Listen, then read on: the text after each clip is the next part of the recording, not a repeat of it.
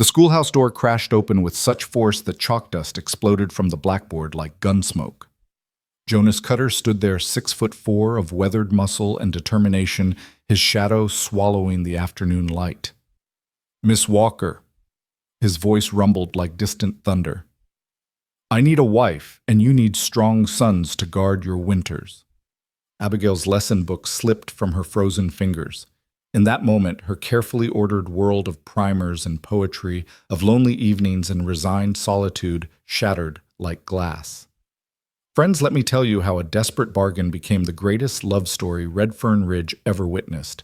Stay with me until the end and comment your city below. I want to know how far this tale of unlikely love has traveled. The autumn of 1882 painted Redfern Ridge in shades of copper and gold, but Abigail Walker saw none of its beauty as she dismissed her students that October afternoon. 20 pairs of boots thundered across the wooden floor, racing toward freedom, leaving her alone with the settling dust and the weight of another empty evening ahead. At 33, she had long since stopped checking her reflection in windows, stopped wondering if her brown hair still held hints of auburn in the sunlight, stopped caring that her hands bore more ink stains than rings. "Miss Walker always stays late," little Emma Hartley whispered to her brother as they gathered their slate boards. "Mama says it's because she has nowhere else to go." The words weren't meant to wound, but they pierced Abigail's heart with surgical precision. She bent over her desk, pretending to grade papers she'd already marked twice, waiting for the last echoes of childish laughter to fade beyond the schoolyard fence. The silence that followed was her constant companion, not peaceful, but heavy like a wool blanket in summer. She had just begun organizing tomorrow's arithmetic lesson when the door exploded inward. Jonas Cutter had to duck to enter the schoolhouse, his broad shoulders barely clearing the frame. Sawdust clung to his work shirt, and his hands, massive callous things that could snap fence posts like kindling, hung awkwardly at his sides, as if he wasn't quite sure what to do with them in such a delicate space. His face, tanned to leather by countless seasons under the prairie sun, bore the kind of lines that spoke of hard decisions and harder living. "Mr. Cutter," Abigail managed her voice, catching slightly. She knew him, of course. Everyone in Redfern Ridge knew Jonas Cutter. He owned the largest ranch for 50 miles in any direction, employed half the town in one way or another, and had buried his wife 3 winters past. "Is there something wrong with the Morrison boys?" They were in class today. "Nothing's wrong with my ranch hands, boys." He cut her off, his voice deep as a well. "I'm here about you." Abigail's hand instinctively moved to her throat. I don't understand." Jonas took 3 strides forward. That's all it took for him to cross the entire room and stood before her desk like a mountain that had decided to pay a social call. Up close, she could see that his eyes were the color of storm clouds, gray with hints of blue when the light caught them just right. "I'll speak plain, Miss Walker, because I don't know any other way." He removed his hat, revealing dark hair shot through with premature silver. "My ranch needs a woman's hand. My business needs a hostess for the buyers from back east. And I need—" He paused, something almost vulnerable flickering across his weathered features. "I need someone who won't look at me with pity every time they remember Sarah's gone." Abigail's mouth opened, but no words emerged. The afternoon sun slanted through the windows, casting long shadows across the pine floor she'd swept 1,000 times. "You're 33. Jonas continued, as if reciting facts about cattle prices. "No suitors calling, no family within 500 miles. You spend every Sunday in church alone every evening in that boarding house room Mrs. Pritchard says is barely bigger than a pantry. You're educated, respectable, and strong enough to handle frontier life. You've proved that much already." Each word was true, each observation accurate, and each one stung like a nettle. Abigail stood slowly, her hands gripping the edge of her desk, until her knuckles went white. "Mr. Cutter, if you've come here to catalog my failings as a woman—" "I've come to offer you a proposition," he interrupted, his tone neither cruel nor kind, simply matter of fact. "Marriage.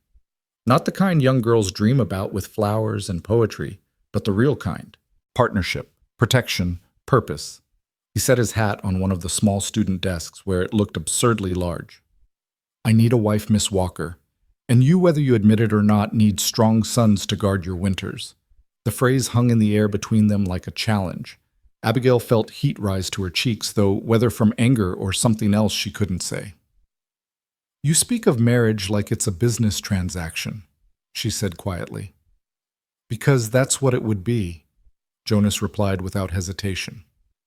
"I'm not a man who trades in false promises, Miss Walker. I'm not going to court you with wildflowers and moonlight walks. I'm not going to pretend I'm offering love when what I'm offering is security. You'd have my name, my protection, and my respect. The ranch house has 8 rooms and indoor plumbing. You'd never want for anything material. In return, you'd run the household host when necessary, and—" He paused again, seeming to struggle with the next words. "And perhaps in time we might find ourselves with children who need teaching." Abigail sank back into her chair, her mind reeling. Through the window she could see the town spreading out below the schoolhouse hill, the general store where she bought her meager supplies, the church where she sat alone each Sunday, the boarding house where she'd spent 6 years listening to other people's lives through thin walls. "Why me?" she asked finally. "Surely there are younger women, prettier women." "Younger women want romance," Jonas said bluntly. "Prettier women have options. You're practical, Miss Walker. You understand loneliness. You won't expect what I can't give, and you won't resent me for what I am, a man who buried his heart with his first wife and has only duty left to offer." The honesty of it was brutal, yet somehow refreshing. How many times had she watched marriages built on elaborate promises crumble when reality set in? How many of her former students' mothers whispered about husbands who'd promised them the moon but delivered only hardship? "You don't know me," Abigail said, surprising herself with the steel in her voice. "You see a spinster schoolteacher and assume you know my story, my needs, my dreams." "I know you read until midnight because Mrs. Pritchard complains about your lamp oil usage," Jonas interrupted. "I know you send half your salary to an orphanage in St. Louis because Tom at the post office mentioned it once. I know you taught yourself Latin because I've seen the books you order from Denver. And I know you're lonely enough that you sometimes stop at the cemetery just to read the headstones, looking for stories of people you never met." Abigail's breath caught. She hadn't known anyone had noticed her cemetery visits, those twilight moments when she'd trace the carved names of strangers and wonder about their lives, their loves, their losses. "You've been watching me," she said, though it came out more like a question. "I've been considering you," Jonas corrected. "For 3 months now, since the harvest dance where you stood by the punch bowl all night pretending to be busy with the refreshments so no one would notice you weren't dancing." The memory of that night, the music, the laughter, the careful smile she'd maintained while measuring out cups of cider for couples who barely noticed her, made her chest tight. "This is absurd," she said, standing again, beginning to pace the small space between the desk and the blackboard. "You can't simply walk into my schoolhouse and propose marriage like you're negotiating for cattle." "Why not?" Jonas asked, and there was genuine curiosity in his tone. "At least I'm honest about what this is. How many men court women with pretty lies, then reveal their true nature after the vows are spoken? I'm telling you exactly what you'd be getting: a business arrangement with personal benefits, security for companionship, protection for partnership." He moved to the window, his large frame blocking out the late afternoon light. "My first marriage was love," he said quietly. Sarah was. She was sunshine in a dress, laughter at breakfast songs while she worked. When the fever took her, it nearly took me, too. I won't survive that again, Miss Walker. I can't offer you love because I don't have it to give. But I can offer you something perhaps more valuable: absolute honesty and unwavering loyalty. Abigail found herself moving toward him, drawn by something in his voice, not vulnerability exactly, but a kind of stark humanity that resonated with her own carefully hidden pain. "And if I said yes," she asked, the words escaping before she could stop them. "What then?" Jonas turned to face her, and for the first time since he'd entered something that might have been surprise crossed his features. "Then we'd marry within the month. You'd move to the ranch, you'd have your own room, your own space. I wouldn't impose. We'd build a partnership slow and steady, like raising a barn, and maybe in time we'd find we suit each other better than either of us expected. Or maybe we'd discover we'd made a terrible mistake," Abigail countered. "Maybe," Jonas agreed, "but at least it would be an honest mistake, not one built on illusions and false promises." They stood there barely 3 feet apart, the air between them charged with possibility and pragmatism in equal measure. Abigail could smell the leather of his work gloves, the faint scent of hay, and horses that clung to him, the smell of hard work, and open spaces so different from the chalk dust and ink that defined her world. "I need time to think," she said finally. Jonas nodded, picking up his hat. "Fair enough. But don't think too long, Miss Walker. Winter's coming, and neither of us is getting younger." He moved toward the door, then paused. "There's a dance at the Grange Hall this Saturday. If you're there, I'll know your answer is maybe. If you're not," he shrugged, "then I'll know that too." He left as abruptly as he'd arrived, the door closing behind him with a definitive click. Abigail stood alone in the schoolhouse, her heart pounding, her mind racing, her carefully ordered world tilted on its axis. She moved to her desk and sat down heavily, pulling out a piece of paper and her pen. She'd always found clarity in writing and setting thoughts to paper where they could be examined and organized. But now the blank page stared back at her as vast and terrifying as the prairie itself. "Dear," she began, then stopped. Dear who she had no one to write to, no confidant to help her parse through this impossible proposition. Her parents were 10 years dead, her only sister lost to childbirth 5 years past. The few friends she'd made in Redfern Ridge were cordial acquaintances at best, women who included her in quilting circles out of duty rather than affection. Outside, the sun was beginning its descent toward the horizon, painting the sky in shades of orange and pink that would have been beautiful if she'd had someone to share them with. She could hear the distant sound of the evening stage arriving, bringing news from the wider world that always felt so far from her small corner of existence. The next 3 days passed in a blur of routine that felt suddenly foreign. Abigail taught her lessons: arithmetic, reading, geography. But her mind kept wandering to Jonas Cutter's proposition. She found herself studying the married women in town with new eyes, wondering about their bargains, their compromises, their secret disappointments, and unexpected joys. On Thursday afternoon, Mrs. Marcus Blackwell swept into the schoolhouse just as classes ended. Regina Blackwell was everything Abigail was not: blonde, beautiful, and brimming with the confidence that came from being desired. She was also married to Jonas Cutter's chief rival, a man who'd been trying to buy out the Cutter Ranch since Sarah's death. "Miss Walker's," Regina purred, her silk dress rustling as she pretended to examine the children's artwork hanging on the walls. "I heard the most interesting gossip at the Mercantile." Abigail continued cleaning the blackboard, refusing to give Regina the satisfaction of her attention. "I don't trade in gossip, Mrs. Blackwell." "Oh, but this concerns you directly," Regina continued, her voice sweet as poisoned honey. "They say Jonas Cutter was seen entering the schoolhouse after hours, alone, with you." The chalk in Abigail's hand snapped. She turned slowly to face the other woman. Mr. Cutter had business to discuss regarding the Morrison boys' education. "Nothing more." Regina's laugh tinkled like broken glass. "Oh, my dear, you don't have to pretend with me, though I must say I'm surprised Jonas would lower himself to—" She gestured vaguely at Abigail, taking in her simple dress, her work-worn hands, her unremarkable features. "Well, to this. Then again, men do have certain needs, and I suppose even Jonas Cutter must get lonely." The implication hung in the air like a slap. Abigail felt heat rise to her cheeks, but she kept her voice level. "If you have something to say, Mrs. Blackwell, say it plainly. Otherwise, I have work to do." "I'm simply offering friendly advice," Regina said, moving toward the door with studied grace. "Jonas Cutter is not a man to be trifled with, and neither is my husband. If Jonas is sniffing around you, it's not for your charm or beauty. We both know you possess neither in abundance.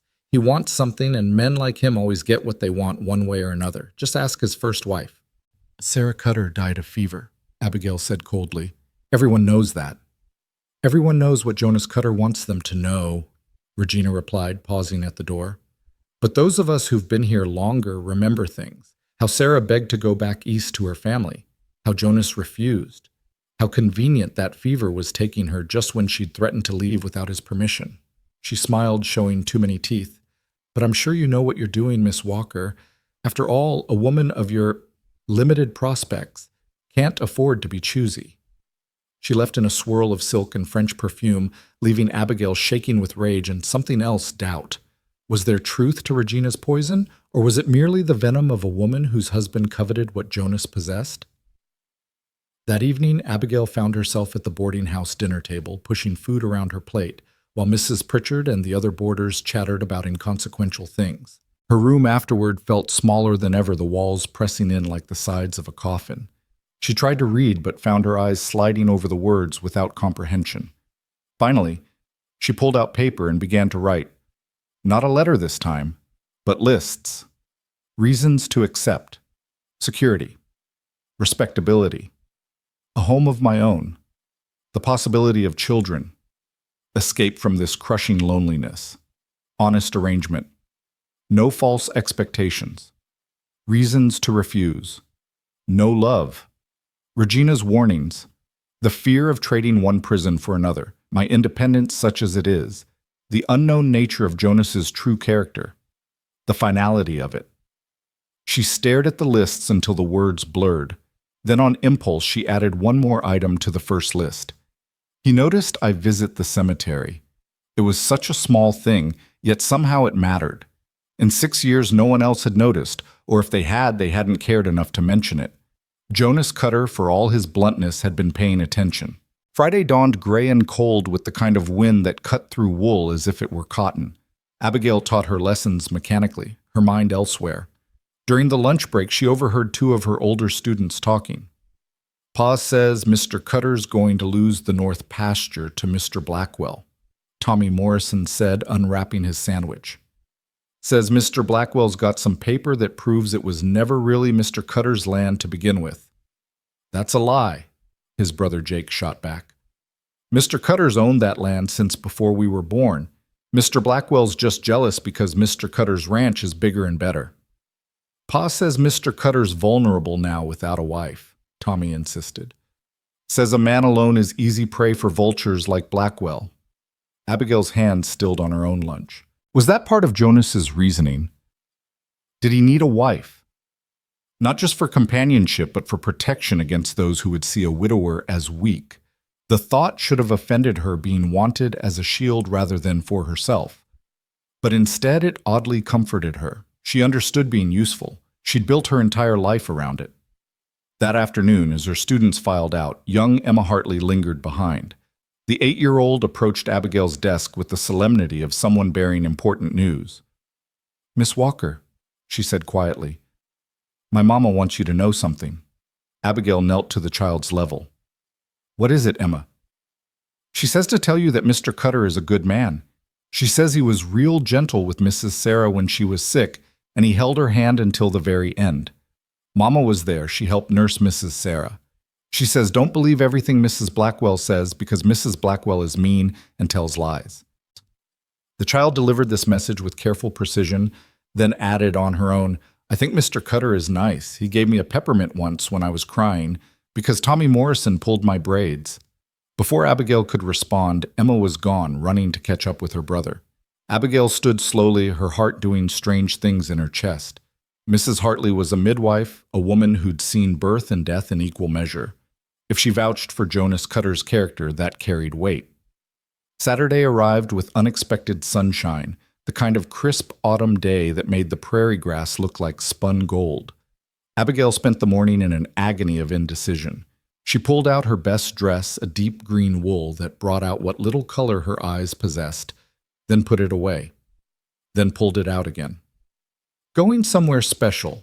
Mrs. Pritchard asked, catching Abigail ironing the dress in the communal kitchen. The Grange Hall dance? Abigail replied, keeping her voice neutral. Mrs. Pritchard's eyebrows rose to her hairline. You never go to the dances. Perhaps it's time I did. The older woman studied her with shrewd eyes. This wouldn't have anything to do with Jonas Cutter's visit to the schoolhouse, would it? Abigail's iron paused for just a moment. I don't know what you mean. Child, I've run this boarding house for 15 years. I know every bit of gossip in this town before the gossips themselves do. Mrs. Pritchard moved closer, lowering her voice. Jonas Cutter is a hard man, but he's a fair one. He pays his debts, keeps his word, and treats his workers well. His first wife was fragile as spun glass, beautiful, yes, but not made for frontier life. You're different. You're strong steel wrapped in cotton. That might be exactly what a man like him needs. He doesn't love me, Abigail found herself saying. Love? Mrs. Pritchard laughed, but not unkindly. Child, I've been married 3 times. My first husband I loved with all the passion of youth. He drank himself to death within 2 years. My second husband I married for security. He gave me 15 good years before the cholera took him. My third husband, God rest him. I married for companionship and found love growing slow and steady like an oak tree. Sometimes love comes first, sometimes it comes last, and sometimes it comes not at all. But respect partnership kindness, those you can build on. That evening, Abigail stood before the small mirror in her room, hardly recognizing the woman looking back. The green dress did things for her figure she'd forgotten were possible. She'd pinned her hair up in a style she'd seen in a magazine from Denver, leaving a few tendrils to curl around her face. She wasn't beautiful, would never be beautiful, but she looked presentable, purposeful, like a woman who might run a ranch house instead of just a classroom. The walk to the Grange Hall felt both endless and far too short. She could hear the music from a block away, fiddle and accordion mixing with laughter and the sound of boots on wooden floors. Her hand trembled as she reached for the door handle. Inside the hall was transformed. Lanterns cast golden light over the dancing couples, and the air smelled of apple cider and fresh bread. Abigail stood in the doorway scanning the crowd, her heart hammering against her ribs. Then she saw him. Jonas Cutter stood near the far wall, dressed in a black suit that must have cost more than she made in 3 months. He was talking to Tom Bradley from the bank, but his eyes were on the door. When he saw her, something shifted in his expression, surprise perhaps, or maybe relief. He excused himself from his conversation and crossed the room with those long, purposeful strides. The crowd seemed to part before him, and Abigail was aware of the sudden hush, the turning heads, the whispers that followed in his wake. "Miss Walker," he said when he reached her and offered his arm, "would you honor me with a dance?" Abigail had not danced in 6 years. She'd forgotten the weight of a man's hand at her waist, the warmth of another palm pressed against hers. Jonas led her onto the floor with surprising grace for such a large man, and suddenly they were moving to the music, the world spinning around them. "I wasn't sure you'd come," he said quietly, his voice pitched for her ears alone. "I wasn't sure either," she admitted. "But you're here. I'm here." They danced in silence for a moment, and Abigail became aware of the solid strength of him, the way he guided her without forcing, led without dominating. Around them, other couples continued dancing, but she could feel the weight of their attention. "People are staring," she murmured. "Let them," Jonas replied. "They'll have to get used to it if you say yes." "You're very confident." "No," he said, and there was something raw in his voice. "I'm hopeful. There's a difference." The song ended, but Jonas didn't release her. Instead, he led her toward the doors that opened onto the small terrace behind the hall. The night air was cool against her heated skin, and the stars spread above them like scattered diamonds. "I should tell you," Jonas said, turning to face her in the moonlight. "Marcus Blackwell has been spreading rumors about you, about my intentions. He thinks if he can scandalize you enough, I'll withdraw my offer, and he can continue his campaign to force me to sell." "And would you," Abigail asked, "withdraw your offer if I became a scandal?" "No." The word was flat final.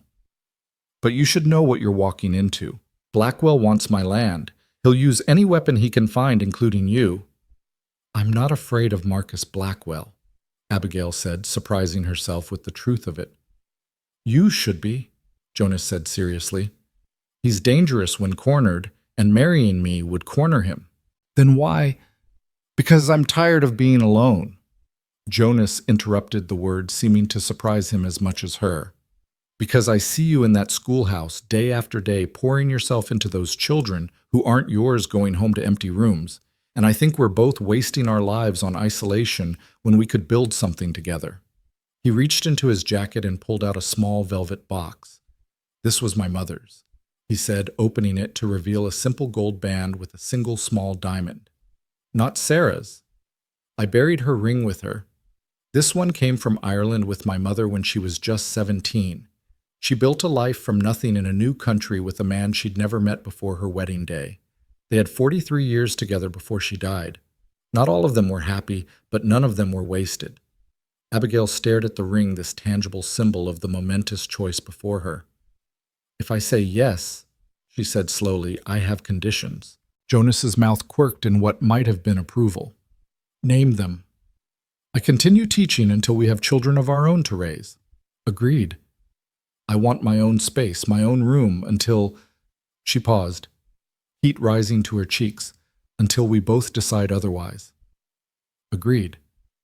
"And I want honesty, complete honesty, even when it's uncomfortable, even when it hurts." "That," Jonas said, "I can promise without reservation." Abigail took a breath that seemed to come from her very soul. "Then yes," she said, "yes, I'll marry you." Jonas didn't smile. She wasn't sure she'd ever seen him truly smile, but something in his face softened. He took the ring from the box and reached for her hand. His fingers were warm, calloused, infinitely gentle as he slid the ring onto her finger. It fit perfectly. 3 weeks, he said. "We'll marry in 3 weeks. That should give you time to settle your affairs and give the gossips something to chew on." 3 weeks. Abigail agreed, the weight of the ring foreign on her finger. They stood there for a moment, two people on the precipice of an enormous change, neither quite sure what to do next. Then from inside the hall, the music started again, a slow waltz this time. "Another dance," Jonas offered, and this time there was something almost approaching warmth in his voice. "Another dance," Abigail agreed. They returned to the hall, and this time when they took the floor, the whispers were louder, more pointed. Abigail saw Regina Blackwell in the corner, her beautiful face twisted with fury. She saw her students' parents, some approving, others shocked. She saw Mrs. Pritchard near the refreshment table, raising a glass in subtle salute. But mostly she was aware of Jonas, the solid presence of him, the careful way he held her as if she were something valuable but not fragile. She thought of his proposition so clinical in its delivery, yet underneath it she now sensed something else. Not love, he'd been honest about that, but need. The kind of bone-deep need for connection that she recognized because she felt it too. As they danced, Jonas leaned down slightly. "There's something else I should tell you," he said quietly. "The house. Sarah decorated it. Her things are still there. I haven't been able to. I'll understand if you want to change things." The vulnerability in his voice, carefully controlled but unmistakably present, made something in Abigail's chest tighten. "We'll figure it out together," she said simply. "Together," Jonas repeated, as if testing the word. "I haven't done together in a long time." "Neither have I," Abigail admitted. "We'll probably be terrible at it at first." "Probably," he agreed, and she could hear what might have been amusement in his voice. The evening wore on, and Abigail found herself introduced and reintroduced as Jonas Cutters intended. The women of the town looked at her with new eyes, some with envy, others with pity, still others with a kind of surprised respect. The men were more straightforward, offering congratulations to Jonas, while eyeing Abigail as if trying to solve a puzzle. It was Marcus Blackwell who approached them near the end of the evening, his handsome face wearing a smile that didn't reach his eyes. He was everything Jonas was not: smooth where Jonas was rough, polished where Jonas was raw, charming where Jonas was blunt. "Jonas," he said smoothly, "I heard the most extraordinary news. You and the school teacher." "Miss Walker has agreed to be my wife," Jonas said flatly, his hand moving to the small of Abigail's back in a gesture that was unmistakably possessive. "How unexpected," Marcus said, turning his attention to Abigail. "You're a brave woman, Miss Walker, or perhaps just desperate." The insult was delivered with such casual cruelty that for a moment Abigail couldn't speak. Then she felt Jonas tense beside her, ready to respond with his fists if necessary, and she found her voice. "I'm practical, Mr. Blackwell," she said coolly. "I recognize value when I see it, and I know the difference between fool's gold and the real thing." Marcus's eyes narrowed. "Clever, but cleverness won't protect you from the realities of being Mrs. Jonas Cutter. Ask anyone who knew poor Sarah how that worked out for her. That's enough, Blackwell, Jonas growled, taking a step forward. But Abigail placed a hand on his arm, stopping him. Mr. Blackwell, she said, her teacher's voice carrying the kind of authority that could quiet a room full of unruly children. I understand you're upset about your recent business disappointments, but taking your frustrations out on others is beneath a man of your supposed standing. If you'll excuse us, my fiancé promised me another dance. She turned away, drawing Jonas with her, leaving Marcus standing alone, his face flushed with anger. As they moved onto the dance floor, she could feel Jonas looking down at her with something like surprise. You've got steel in you, he said quietly. I teach 12-year-old boys, Abigail replied. Marcus Blackwell doesn't scare me. For the first time since she'd met him, Jonas Cutter almost smiled. It was just a slight upturn of his lips, a softening around his eyes, but it transformed his face entirely. For just a moment, Abigail could see the man he might have been before loss carved those lines into his face, before duty and grief turned him to stone. The last dance of the evening was announced, and Jonas held her closer than strictly proper as they moved together. Around them, Redfern Ridge society watched and whispered and wondered. But in that moment, Abigail found she didn't care. She'd made her choice, practical, calculated, perhaps even cold, but hers nonetheless. As the music ended and Jonas escorted her toward the door, she caught a glimpse of them in the mirror that hung near the entrance. They looked mismatched. He too large, too rough. She too plain, too rigid. But there was something in the way they stood together, something in the space between them that wasn't quite touching but wasn't quite separate either. I'll call on you tomorrow, Jonas said as he helped her with her shawl. We have arrangements to discuss. Tomorrow's Sunday, Abigail reminded him. I'll be at church. Then I'll be at church too, he said simply. We might as well give them a proper show. Outside, the night had grown cold and their breath formed clouds in the air. Jonas walked her back to the boarding house, their footsteps echoing on the wooden sidewalks. At the door, he paused. Abigail, he said, and it was the first time he'd used her given name. I want you to know. He said, I'll try to be a good husband. I can't promise love, but I can promise respect, protection, and fidelity. I'll never raise a hand to you, never deliberately hurt you, never make you regret this choice, if I can help it. The moonlight caught his face, highlighting the sincerity there, the careful hope of a man who'd learned not to expect much from life, but was willing to try once more. I believe you, Abigail said softly. And she did. Whatever else Jonas Cutter was, he was a man of his word. He nodded, touched the brim of his hat, and walked away into the darkness. Abigail stood at the door for a long moment, watching his silhouette disappear, feeling the weight of the ring on her finger and the weight of the choice she'd made. Inside, Mrs. Pritchard was waiting in the parlor, ostensibly knitting but clearly anticipating Abigail's return. Well, the older woman asked, her eyes sharp with curiosity. Abigail held up her left hand, the small diamond catching the lamplight. Mrs. Pritchard set down her knitting and stood moving to embrace Abigail with surprising warmth. Oh, child, she said softly. You've chosen a hard road, but maybe a good one. Maybe, Abigail agreed, returning the embrace. It was the first time anyone had held her in longer than she could remember. That night, in her narrow bed in her tiny room, Abigail lay awake, staring at the ceiling. In 3 weeks, she would be Mrs. Jonas Cutter. She would leave this small space that had been her refuge and her prison for 6 years. She would become mistress of a ranch house she'd only seen from a distance.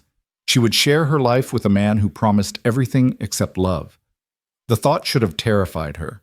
Instead, she felt something she hadn't experienced in so long she'd almost forgotten its name: anticipation. Her life, static for so many years, was about to change dramatically. The safe, predictable routine of her spinsterhood was ending, and something unknown was beginning. She turned the ring on her finger, feeling its unfamiliar weight. Jonas had been right about one thing: they were both wasting their lives on isolation. Perhaps together they could build something better than what either could manage alone. Not a love story maybe, but something real and solid and true. Tomorrow would bring questions, challenges, the gossip of the entire town. But tonight, Abigail Walker, soon to be Abigail Cutter, allowed herself to imagine a future that contained more than chalk dust and empty evenings. A future with purpose beyond the classroom. A future where loneliness might finally loosen its grip on her heart. The wind rattled her window, and somewhere in the distance, a coyote howled at the moon. But for the first time in 6 years, the sound didn't make her feel alone. Somewhere out there in a ranch house on the prairie, Jonas Cutter was probably lying awake too, contemplating the same uncertain future. 3 weeks. In 3 weeks, their real story would begin. The 3 weeks that followed passed in a whirlwind of preparations and barely concealed scandal. That first Sunday morning after the dance, Abigail arrived at church to find every pew buzzing with whispered conversations that ceased the moment she entered. She kept her chin high, her left hand visible, the modest diamond catching the morning light streaming through the windows as she made her way to her usual seat. Jonas arrived 10 minutes later, and the entire congregation seemed to hold its breath as he walked directly to her pew and sat beside her. The space between them was careful proper, but his presence beside her felt like a declaration of war against the town's expectations. Reverend Thompson nearly dropped his hymnal when he saw them together, and his sermon on the sanctity of marriage took on a particularly pointed tone that made several parishioners shift uncomfortably. After the service, as they stood on the church steps, Jonas's hand at her elbow was light but unmistakably proprietary. The receiving line moved slowly, each person offering congratulations that ranged from genuine to barely civil. It was Mrs. Hartley, Emma's mother, who broke through the awkwardness with genuine warmth. "Miss Walker," she said, taking Abigail's hands in both of hers. "I'm so pleased for you. The Cutter Ranch needs a woman's touch again, and those boys Jonas employs need someone to civilize them at dinner." "Thank you, Mrs. Hartley," Abigail replied, grateful for the kindness. "Your Emma mentioned you knew Sarah." Something flickered in the older woman's eyes. "I did. She was a dear soul, but fragile." "You're different, Miss Walker. You're what Jonas needs now." She lowered her voice, glancing at where Jonas was speaking with Tom Bradley. "Don't let anyone tell you different. That man grieved something terrible, but he's ready to live again. I can see it in how he looks at you." Before Abigail could ask what she meant, Mrs. Hartley was moving on, and Regina Blackwell was approaching with her husband in tow. Marcus's face was a mask of polite indifference, but Regina's smile was sharp as glass. "Miss Walker," she cooed, "how thrilling this must be for you. From the schoolhouse to the finest ranch in the county, every spinster's dream come true." "Every woman hopes for security and respect in marriage," Abigail replied evenly. "I'm fortunate to have found both." "Security, certainly," Regina agreed, her eyes glittering, "but respect, well, time will tell." "Won't it? Jonas does have such particular ways. Poor Sarah found them quite challenging." Jonas appeared at Abigail's side, then his timing deliberate. "Mrs. Blackwell," he said coolly, "I trust you'll be too busy with your own household to concern yourself with mine." "Of course," Regina replied, but her smile remained predatory. "We're all just so fascinated by this unexpected match. The schoolteacher and the rancher. It's like something out of a dime novel." "Reality is rarely as dramatic as fiction," Abigail interjected. "We're simply two practical people making a practical arrangement." "How refreshingly honest." Marcus finally spoke, his tone suggesting anything but admiration. "Most couples pretend at romance, at least initially." "Pretense is exhausting," Jonas said flatly, "and ultimately pointless. If you'll excuse us, we have appointments to keep." As they walked away, Abigail could feel the weight of dozens of eyes following them. Jonas guided her toward his carriage, a well-appointed vehicle that spoke of prosperity without ostentation. "You handled that well," he said as he helped her up. "I've dealt with difficult parents for years," Abigail replied. "The Blackwells are just older versions of playground bullies." Jonas took the reins, and they drove in silence for a moment before he spoke again. "I thought you should see the house. Your house soon enough. Mrs. Chen, my housekeeper, is expecting us for lunch." The road to the Cutter Ranch wound through prairie grass that whispered secrets to the wind. Abigail had seen the property from a distance, but had never approached it directly. As they crested a small rise, the house came into view, and her breath caught involuntarily. It was larger than she'd imagined, 2 stories of solid timber and stone, with a wraparound porch that spoke of summer evenings and peaceful mornings. The windows were numerous and large, flooding the interior with light. Gardens, now dormant with autumn's approach, flanked the front path, and she could see the remains of what must have been Sarah's roses. "It's beautiful," she said softly. "Sarah loved it," Jonas replied, and there was something careful in his tone. "She spent 2 years getting it exactly right. I haven't changed anything since—" He didn't finish, but Abigail understood. The house was a monument to his first wife, preserved like a museum. She wondered if she would be living in Sarah's shadow or if she'd be allowed to make her own mark. Mrs. Chen met them at the door, a small, neat woman with silver threading through her black hair and eyes that missed nothing. She studied Abigail with frank assessment before offering a small smile. "Miss Walker," she said, her English accented but clear, "welcome. Mr. Jonas told me to prepare lunch. You have dietary restrictions." "None," Abigail replied, charmed by the woman's directness. "And please call me Abigail."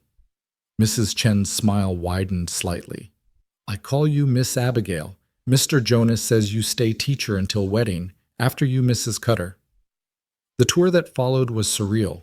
Jonas led her through rooms that were beautifully appointed but felt frozen in time. Sarah's watercolors still hung on the walls. Her embroidery still decorated the cushions. Her books still lined the shelves in the parlor. It was like walking through a beautiful tomb.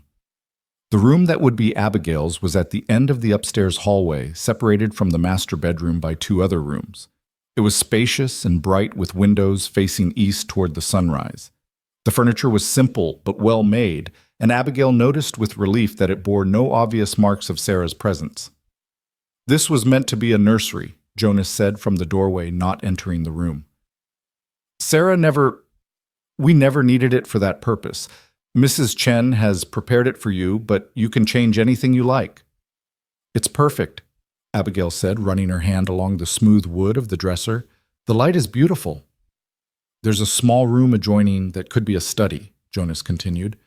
"For your books, your teaching preparations.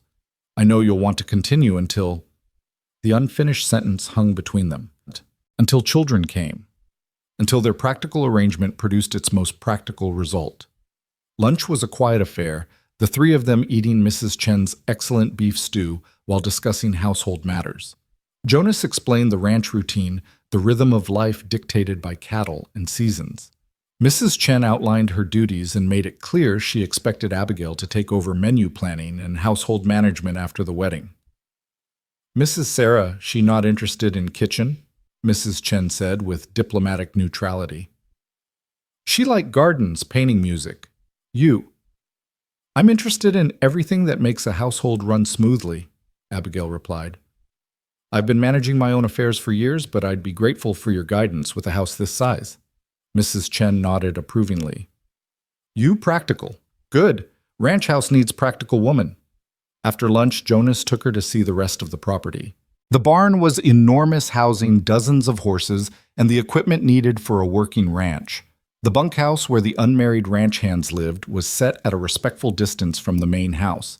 There was a smokehouse, a root cellar, and even a small schoolhouse that Sarah had built with the intention of teaching the workers' children.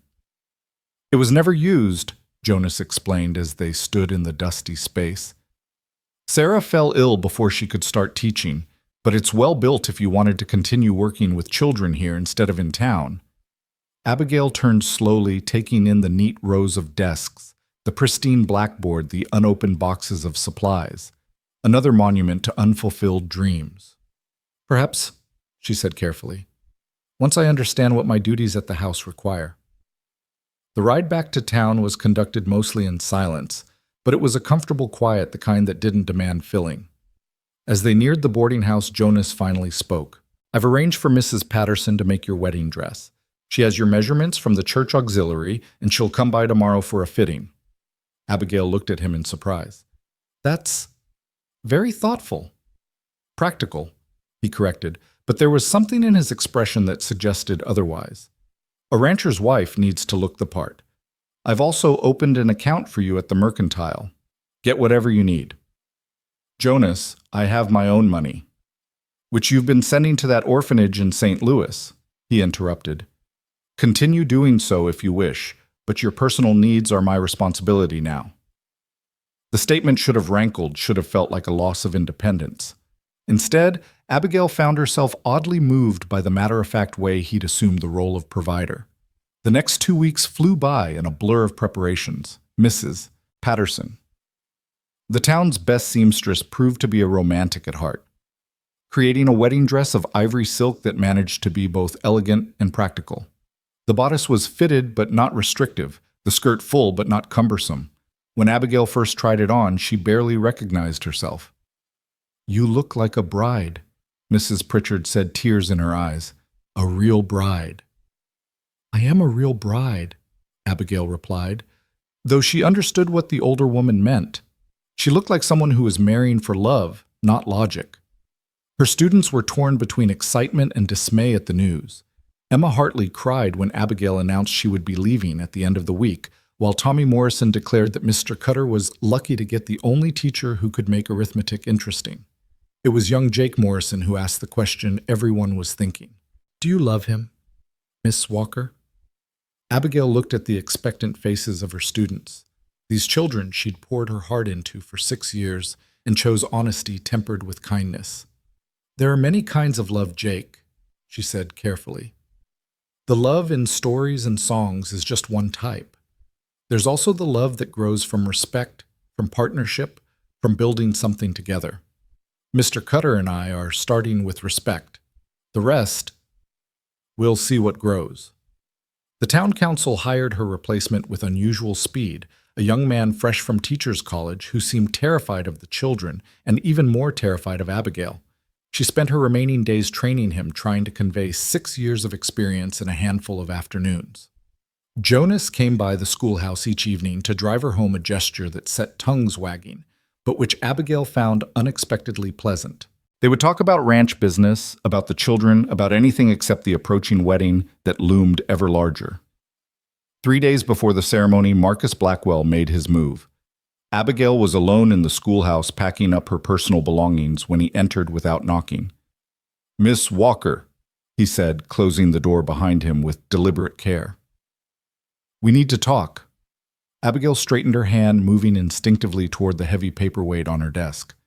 "Mr. Blackwell, this is inappropriate. Please leave." "In 3 days you'll be beyond my reach," Marcus said, moving closer. "So I'll say this now. Jonas Cutter is using you. He needs a wife to secure a business deal with Eastern investors who prefer family men. He needs someone respectable to offset the rumors about Sarah's death. And he needs you as a shield against me." "Your point?" Abigail asked coldly. "My point is that you could do better. I could offer you things Jonas never will. Passion, adventure, genuine affection." He moved closer still, and Abigail could smell his cologne, expensive and cloying. "Call off the wedding. Come work for me instead. I need someone to help manage my business correspondence. The pay would be generous, and there would be no expectations." "Except the expectation that I betray my fiancé," Abigail said. "A fiancé who doesn't love you," Marcus countered, "who will never love you, who is incapable of loving anyone after Sarah." "And you claim to offer better," Abigail laughed, but there was no humor in it. "You who've been trying to steal Jonas's land, who've spread rumors about both of us, who even now is attempting to seduce an engaged woman out of spite." Marcus's handsome face darkened. "You're making a mistake. Jonas Cutter is a hard man, and hard men break the women around them. Ask anyone who knew Sarah in her final months. Ask them about the bruises, the tears, the begging to go home." The door crashed open, and Jonas filled the doorway like an avenging angel. His face was carved from stone, but his eyes burned with cold fire. "Blackwell," he said, his voice deadly quiet. "If you ever come near my fiancée again, if you ever speak her name, if you so much as look in her direction, I will destroy you. Not your business, not your reputation, you. Do you understand?" Marcus straightened his jacket, attempting nonchalance. "Threats, Jonas. How unlike you." "Not a threat," Jonas replied. "A promise. And if you continue spreading lies about Sarah, I'll have you in court for slander. I have witnesses, Blackwell. People who were there when she died, who know exactly what kind of husband I was. Your stories might entertain barroom gossips, but they won't hold up before a judge." Marcus looked between them, his expression calculating. Then he smiled, cold and sharp. "We'll see, Cutter. We'll see." After he left, Jonas stood rigid in the doorway, his hands clenched into fists. Abigail moved toward him carefully as one might approach a wounded animal. "Jonas?" she said softly. He looked at her then, and she saw something raw in his expression. "Did he touch you?" "No." He was all talk and cologne. Something that might have been amusement flickered across his face. "You're not afraid of anything, are you?" "I'm afraid of many things," Abigail admitted, "but Marcus Blackwell isn't one of them." Jonas moved into the room, his presence immediately making the space feel smaller. "What he said about Sarah—" "I don't believe him," Abigail interrupted. "Mrs. Hartley told me the truth. Sarah was ill probably for longer than anyone realized. The fever just finished what had already begun." Jonas sank into one of the small student chairs, which creaked ominously under his weight.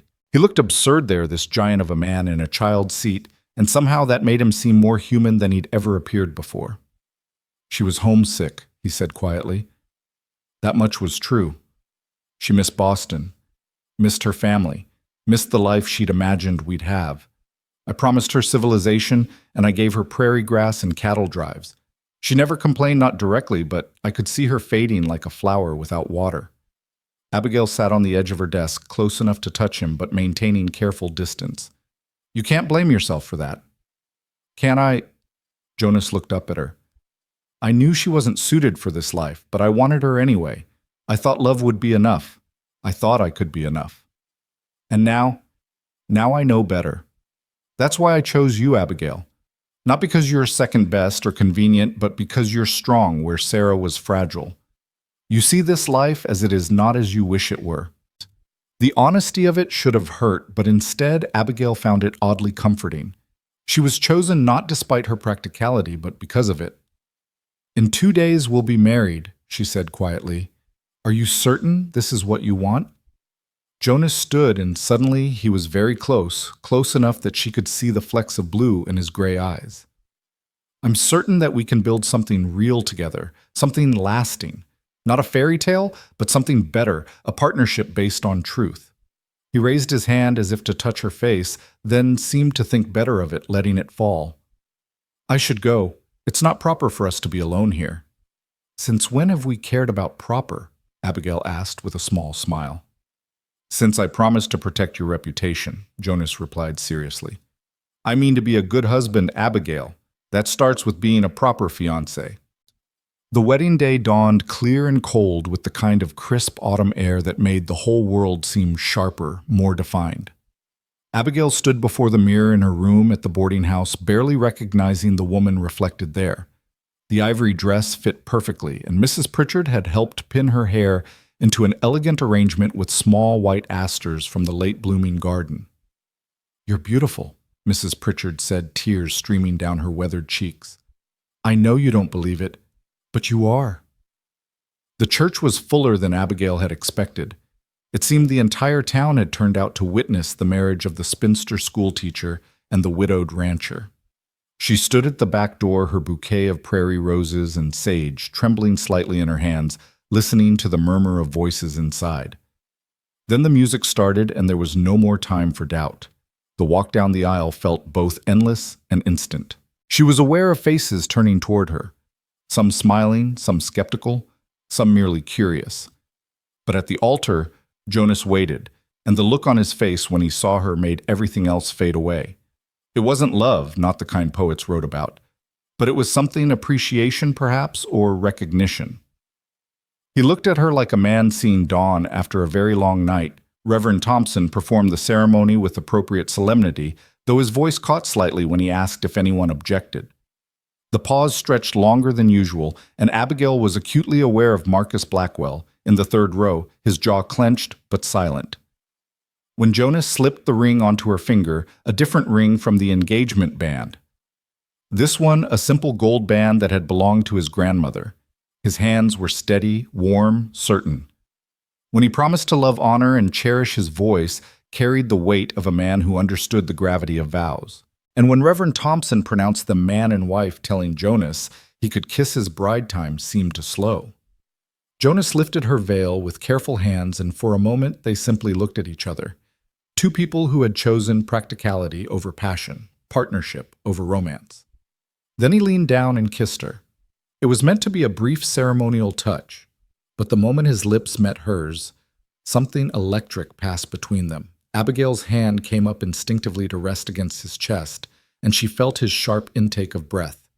The kiss deepened for just a moment, just long enough for her to taste coffee and mint, to feel the surprising softness of his lips, to sense the carefully controlled strength in the way he held her. When they parted, both were breathing a bit unsteadily. The congregation erupted in applause, but Abigail barely heard it. She was too focused on the look in Jonas's eyes, surprised, almost vulnerable, as if he too had felt that unexpected spark. The reception was held at the Grange Hall, transformed once again with lanterns and autumn flowers. Abigail moved through it in a daze, accepting congratulations, dancing with Jonas, and then with what seemed like every man in town eating cake, she couldn't taste drinking punch. That might as well have been water. It was during a brief respite, when Jonas was cornered by business associates and Abigail had stepped onto the terrace for air, that Sarah's sister appeared. Abigail recognized her immediately from the portrait in Jonas's study, the same delicate features, the same golden hair, though Elizabeth Bennet's face bore lines of experience that Sarah had never lived to acquire. "Mrs. Cutter," Elizabeth said, and there was something testing in the way she used the title. "I wanted to meet the woman who finally thawed Jonas's frozen heart." "I don't think his heart was frozen," Abigail replied carefully. "Wounded, perhaps. Guarded, but not frozen." Elizabeth studied her with sharp blue eyes. "You're not what I expected. When I heard Jonas was remarrying, I assumed he'd chosen someone like Sarah. Beautiful, delicate, needing protection." "I'm none of those things." "No," Elizabeth agreed. "You're something better. You're what he needs now." She paused, glancing through the windows to where Jonas stood. "Sarah was my baby sister, and I loved her dearly. But she was wrong for this life, wrong for Jonas, though neither of them could see it until too late. She needed the city society culture. He needed someone who could stand beside him, not behind him." "Why are you telling me this?" "Because there will be days when you'll wonder if you're living in her shadow, when you'll find her ghost in every corner of that house." Elizabeth's voice softened. "But you should know that Sarah herself would have chosen you for him. In her final days, she told me she wished Jonas could find someone strong enough to truly partner with him, someone who could see past his walls to the good man beneath. I think she would have liked you, Mrs. Cutter." Before Abigail could respond, Elizabeth was gone, disappearing into the crowd like a blessing bestowed and withdrawn. Jonas appeared moments later, his face concerned. "Are you well?" he asked. "You look pale." "Your sister-in-law was here, Sarah's sister." Jonas tensed. "What did she want?" "To give us her blessing, I think."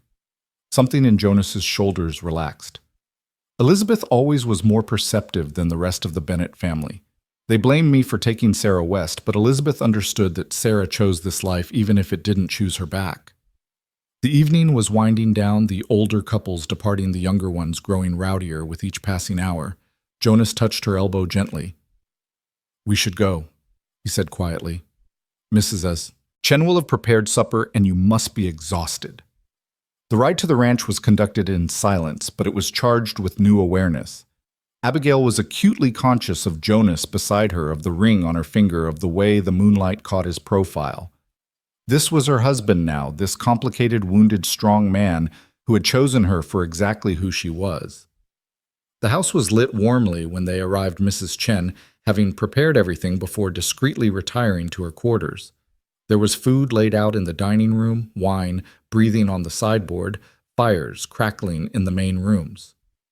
"Are you hungry?" Jonas asked, seeming suddenly uncertain in his own home. "Not particularly," Abigail admitted. The cake and punch sat heavy in her stomach along with the weight of the day's emotions. They stood in the entrance hall, neither quite sure what came next. This was where a traditional wedding night would proceed to the marriage bed, but they had agreed to separate rooms, separate lives, until they both decided otherwise. "I'll show you to your room," Jonas said finally. "You'll want to get out of that dress." He led her upstairs carrying her small valise. The rest of her belongings would be delivered tomorrow. At her door he paused. Abigail, he said, then stopped seeming to struggle with words. Today was not what I expected. What did you expect? A business arrangement, a contract signed and witnessed. He met her eyes.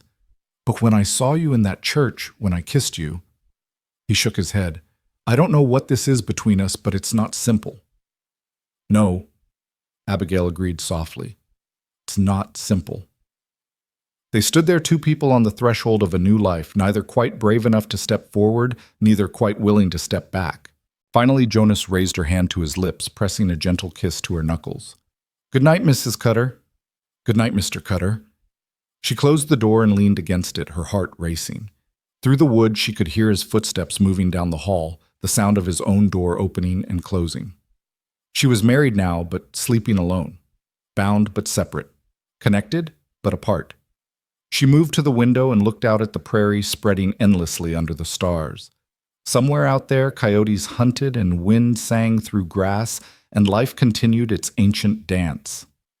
And here in this house, that echoed with another woman's ghost, Abigail began her new life as Mrs. Jonas Cutter.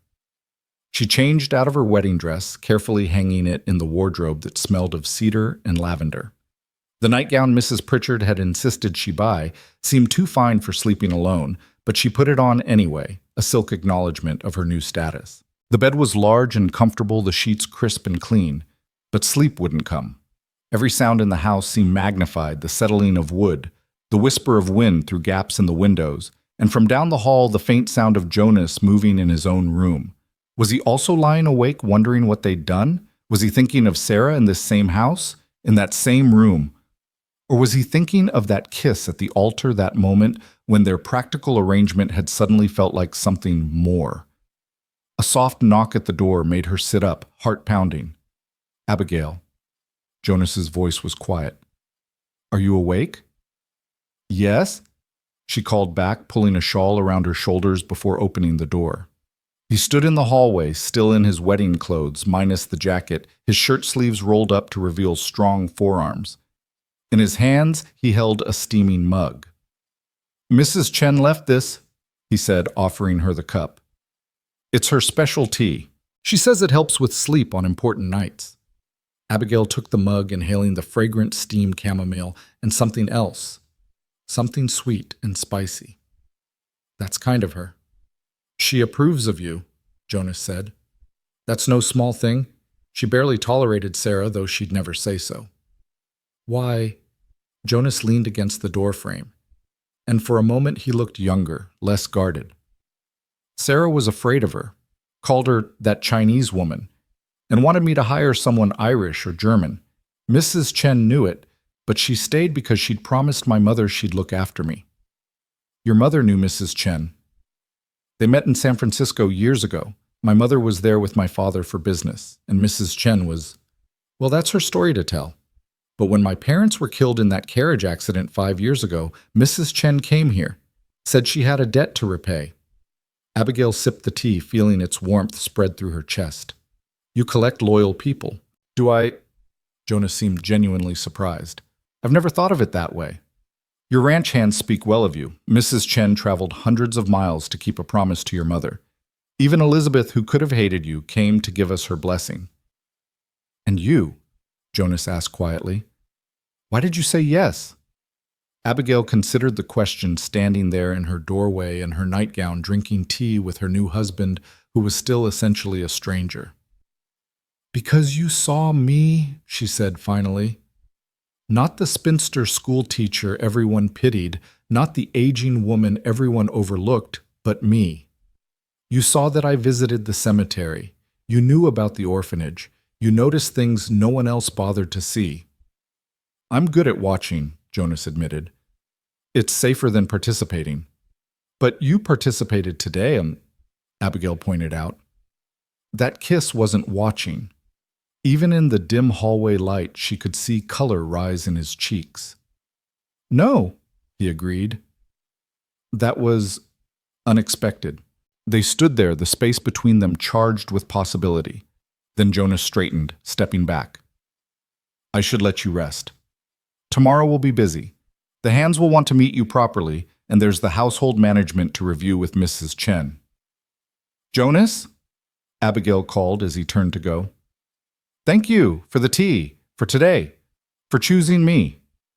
He looked back at her, and for just a moment his expression was completely unguarded. Thank you for saying yes. Then he was gone, his footsteps receding down the hall. Abigail closed her door and returned to bed, the tea working its magic, pulling her toward sleep. Her last conscious thought was of that kiss at the altar, of the surprise in Jonas's eyes that had matched her own. Perhaps their practical arrangement wasn't so practical after all. The first weeks of marriage unfolded with the careful choreography of two people learning to share space while maintaining distance. Abigail woke each morning to the sound of Jonas's boots on the stairs, always before dawn, always purposeful. She would lie in her bed listening to the rhythm of his morning routine, the pump handle squeaking as he washed, the low murmur of his voice giving orders to the ranch hands, the creak of saddle leather as he prepared for the day's work. By the time she descended for breakfast, he would be gone, leaving only the lingering scent of coffee and leather. Mrs. Chen would serve her eggs and toast with knowing looks, but no comments, and Abigail would spend her mornings learning the intricate management of a household far larger than anything she'd previously imagined. The ledgers alone told a story of complexity she hadn't anticipated. Feed orders, supply shipments, wages for 23 regular hands, plus seasonal workers, contracts with buyers from Chicago and Denver, correspondence with investors back east. Sarah, it seemed, had ignored all of this, leaving Jonas to manage both the ranch and the household accounts. Mrs. Sarah, she say numbers make her head hurt, Mrs. Chen explained one afternoon as they reviewed the pantry inventory. She liked pretty things, not practical things. And Jonas accepted that, Abigail asked, marking down the need for more flour and sugar. Mrs. Chen's expression grew careful. Mr. Jonas, he accept many things. Too many, maybe. He think love means never asking for change. It was 3 weeks into their marriage when the first sign of trouble appeared. Abigail was in the study reconciling the household accounts when she heard horses approaching at speed. Through the window, she saw Jonas riding hard toward the house, his foreman Pete Rodriguez beside him. Both men's faces grim. Jonas burst through the front door, calling her name with an urgency that made her stomach clench. She found him in the entrance hall, dust-covered and tense. What's wrong? She asked. Blackwell's made his move, Jonas said tersely. He's claiming the North Pasture says he has a deed from before my father bought the land. He's got a judge in Denver backing him up and men stationed at the creek. Armed men. Jonas's jaw tightened. Armed men. Pete Rodriguez, a compact man with intelligent dark eyes, added, They've already cut our fence lines, Mrs. Cutter, moved about 50 head of Blackwell cattle onto the land. Abigail's mind raced. The original deed, where is it? In my father's papers somewhere, Jonas said, running a hand through his hair in frustration. Sarah was supposed to organize them years ago, but where are the papers now? Abigail interrupted, already moving toward the study. Boxes in the attic, dozens of them. Then we'd better start looking, Abigail said firmly. Pete, can you send someone to town for Tom Bradley at the bank? He witnessed your father's purchase. And send another man for Judge Thornton. He's circuit riding, but should be in Millbrook today. Both men stared at her. How do you know where Judge Thornton is? Jonas asked. Because I actually read the newspaper, Abigail replied dryly. And I've been teaching his nephew for 3 years. Now go, we're wasting time. The next hours were a whirlwind of activity. While Jonas and Pete organized the ranch hands for potential conflict, Abigail attacked the boxes in the attic with systematic determination. Mrs. Chen brought up lamp after lamp as the afternoon faded to evening, and together they sorted through 20 years of ranch documentation. It was near midnight when Abigail found it, not the deed itself, but something better. A surveyor's report from 1863, signed and witnessed, showing that the creek Blackwell claimed as his boundary actually ran a quarter-mile west of where it currently flowed. The creek changed course, she breathed, staring at the map. Jonas. He appeared in the attic doorway moments later, having heard her call from the study below. She showed him the document, explaining rapidly. The flood of 71, Jonas said, understanding immediately. It shifted the creek bed. Blackwell's claiming land based on where the water runs now, not where the legal boundary was set. Tom Bradley should have records of the flood damage claims, Abigail added, and Judge Thornton will have to honor a witness survey report. Jonas stared at her with something like wonder. You may have just saved the ranch. We haven't saved anything yet, Abigail replied, but she felt a flush of satisfaction at the approval in his eyes. Judge Thornton arrived the next morning, a stern man with piercing eyes who listened to both sides with judicial impartiality. Blackwell, dressed in his finest suit, presented his case with smooth confidence, producing a deed that looked authentic enough. Then Abigail presented the surveyor's report. Your Honor, she said, her teacher's voice carrying clearly across the crowded main room of the ranch house. This certified survey predates Mr. Blackwell's deed by 15 years. It clearly shows the legal boundary of the Cutter Ranch extending well past the current creek position. Rivers change course all the time, Blackwell argued. Natural boundaries supersede paper ones. Not in legal terms, Judge Thornton said, slowly examining the documents. Mrs. Cutter is correct. The boundary was set by survey, not by natural feature. The fact that the creek moved doesn't change the property lines. Blackwell's face darkened. This is ridiculous. Everyone knows that creek has always been the boundary. Everyone knows what they assume, Abigail interjected. But assumptions aren't law, Mr. Blackwell. The judge's ruling was swift and decisive. The north pasture remained Cutter land. Blackwell was ordered to remove his cattle immediately and pay damages for the cut fences.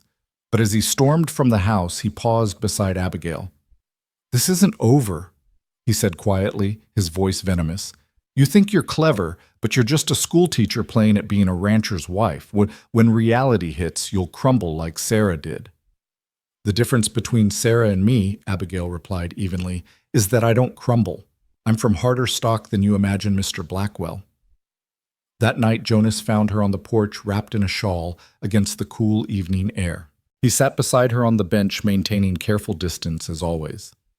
You were magnificent today, he said quietly. I've never seen Blackwell so thoroughly outmaneuvered.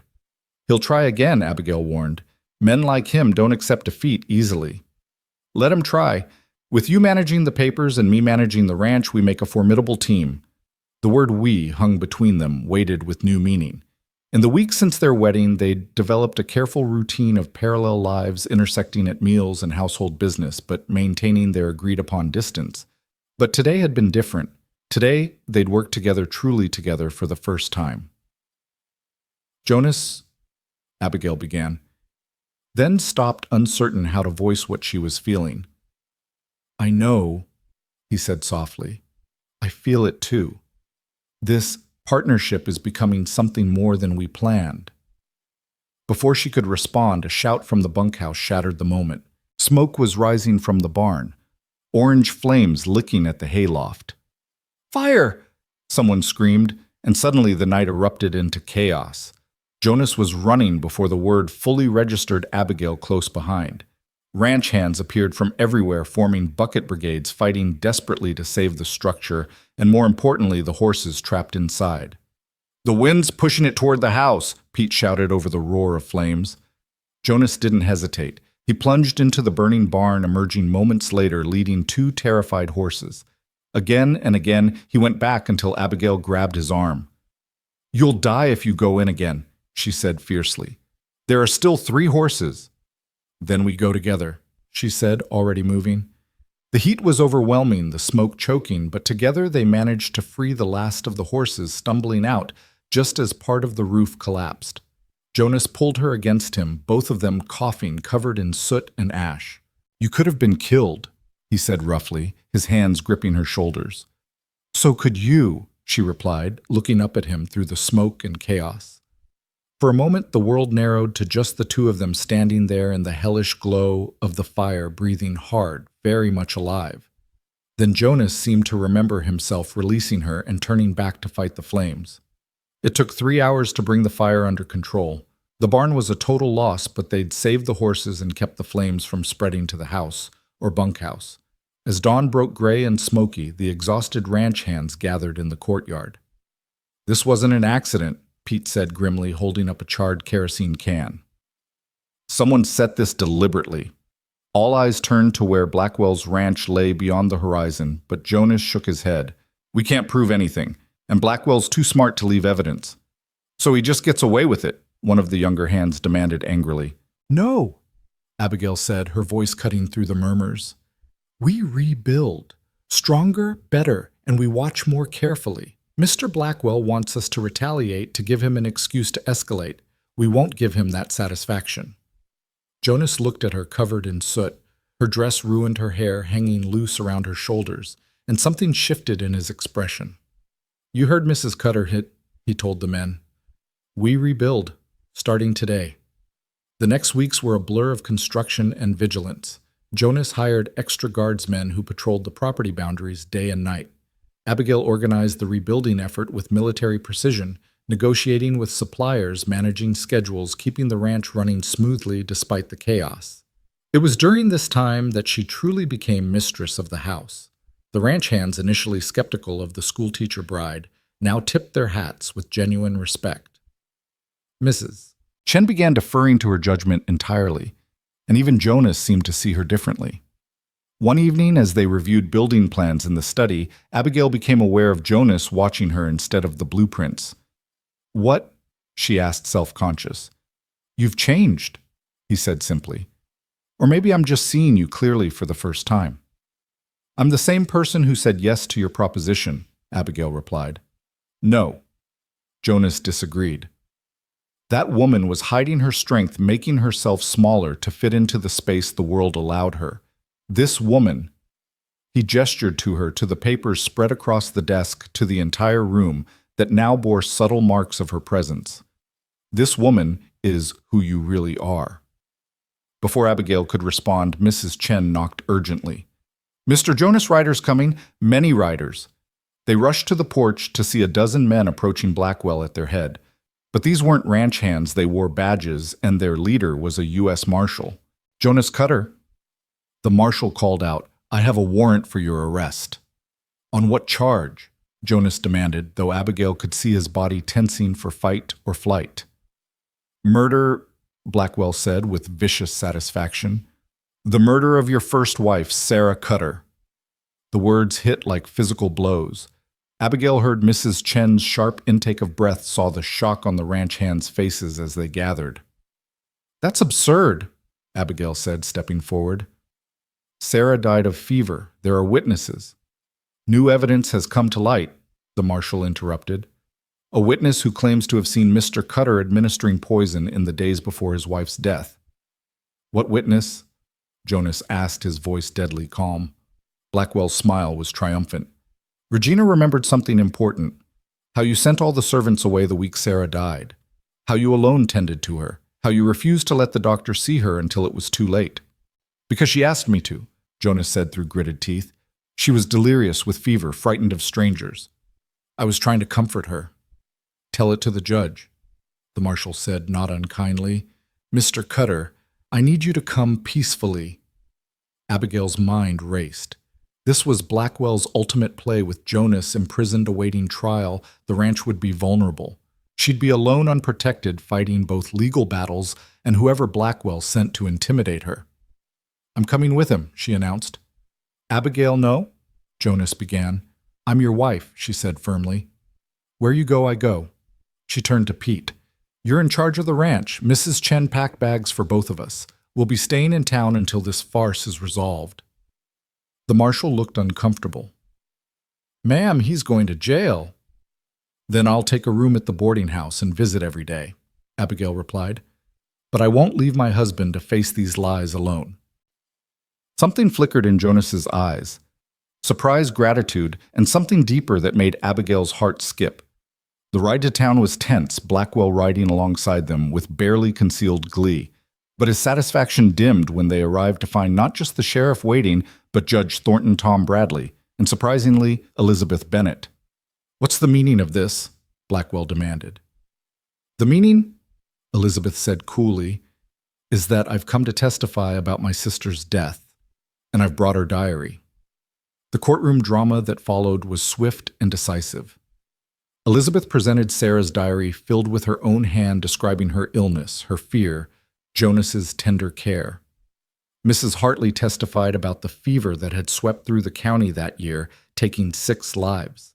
Even the doctor summoned from retirement confirmed that Sarah's symptoms were consistent with the fever, not poison. But it was Regina Blackwell's cross-examination that sealed the matter. Under pressure, she admitted she hadn't actually seen Jonas administer anything, she'd simply interpreted certain actions. When pressed further, she broke down and admitted Marcus had promised her a new necklace if she testified. "This is a waste of the court's time," Judge Thornton declared angrily. "Mr. Cutter, you're free to go. Mr. Blackwell." "Mrs. Blackwell, you're both under arrest for perjury and false accusation." The courthouse erupted. Blackwell lunged at Jonas, who caught his fist easily, holding the smaller man at arm's length. "You've lost, Blackwell," Jonas said quietly. "Accept it with whatever dignity you have left." "This isn't over," Blackwell snarled. "I'll destroy you, Cutter. You and that schoolteacher bitch you married." The crack of Abigail's palm against Blackwell's face echoed through the courthouse. The room fell silent. Everyone staring at the small woman who'd just slapped one of the richest men in the county. "You will not speak of my husband that way," she said, her voice carrying the same authority that had quieted hundreds of unruly students over the years. "And you will address me as Mrs. Cutter, or you won't address me at all." Judge Thornton cleared his throat, fighting a smile. "Mrs. Cutter, while I understand your reaction, I can't condone violence in my courthouse." "My apologies, Your Honor," Abigail said, not looking remotely apologetic. "I was overcome by the moment." Outside the courthouse, Jonas caught her arm gently. "You hit him," he said, and there was something like wonder in his voice. "He insulted you," Abigail replied simply. "I couldn't allow that." "You defended me." "You're my husband. Of course I defended you." Jonas stopped walking, turning to face her fully. Around them, the town continued its business, but for a moment they might have been alone on the prairie. "Abigail," he said, and there was something raw in his voice. "I need to tell you something." "Tonight," she said softly, aware of the watching eyes. "Tell me tonight when we're home."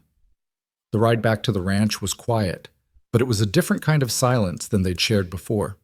This was charged with anticipation, with words unspoken, but pressing to be voiced. When they arrived, the ranch hands greeted them with cheers. News of Blackwell's arrest had already spread, and Pete had broken out a bottle of whiskey for celebration.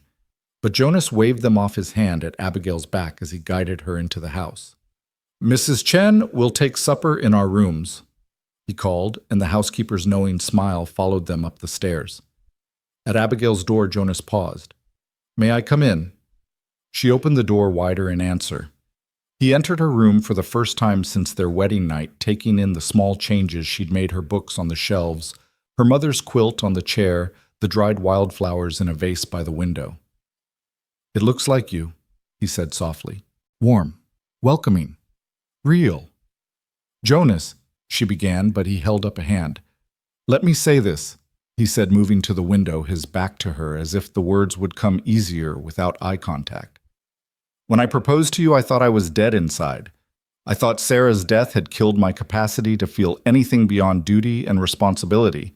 I chose you because you seemed safe, someone who wouldn't expect emotions I couldn't give." He turned to face her, and the vulnerability in his expression took her breath away.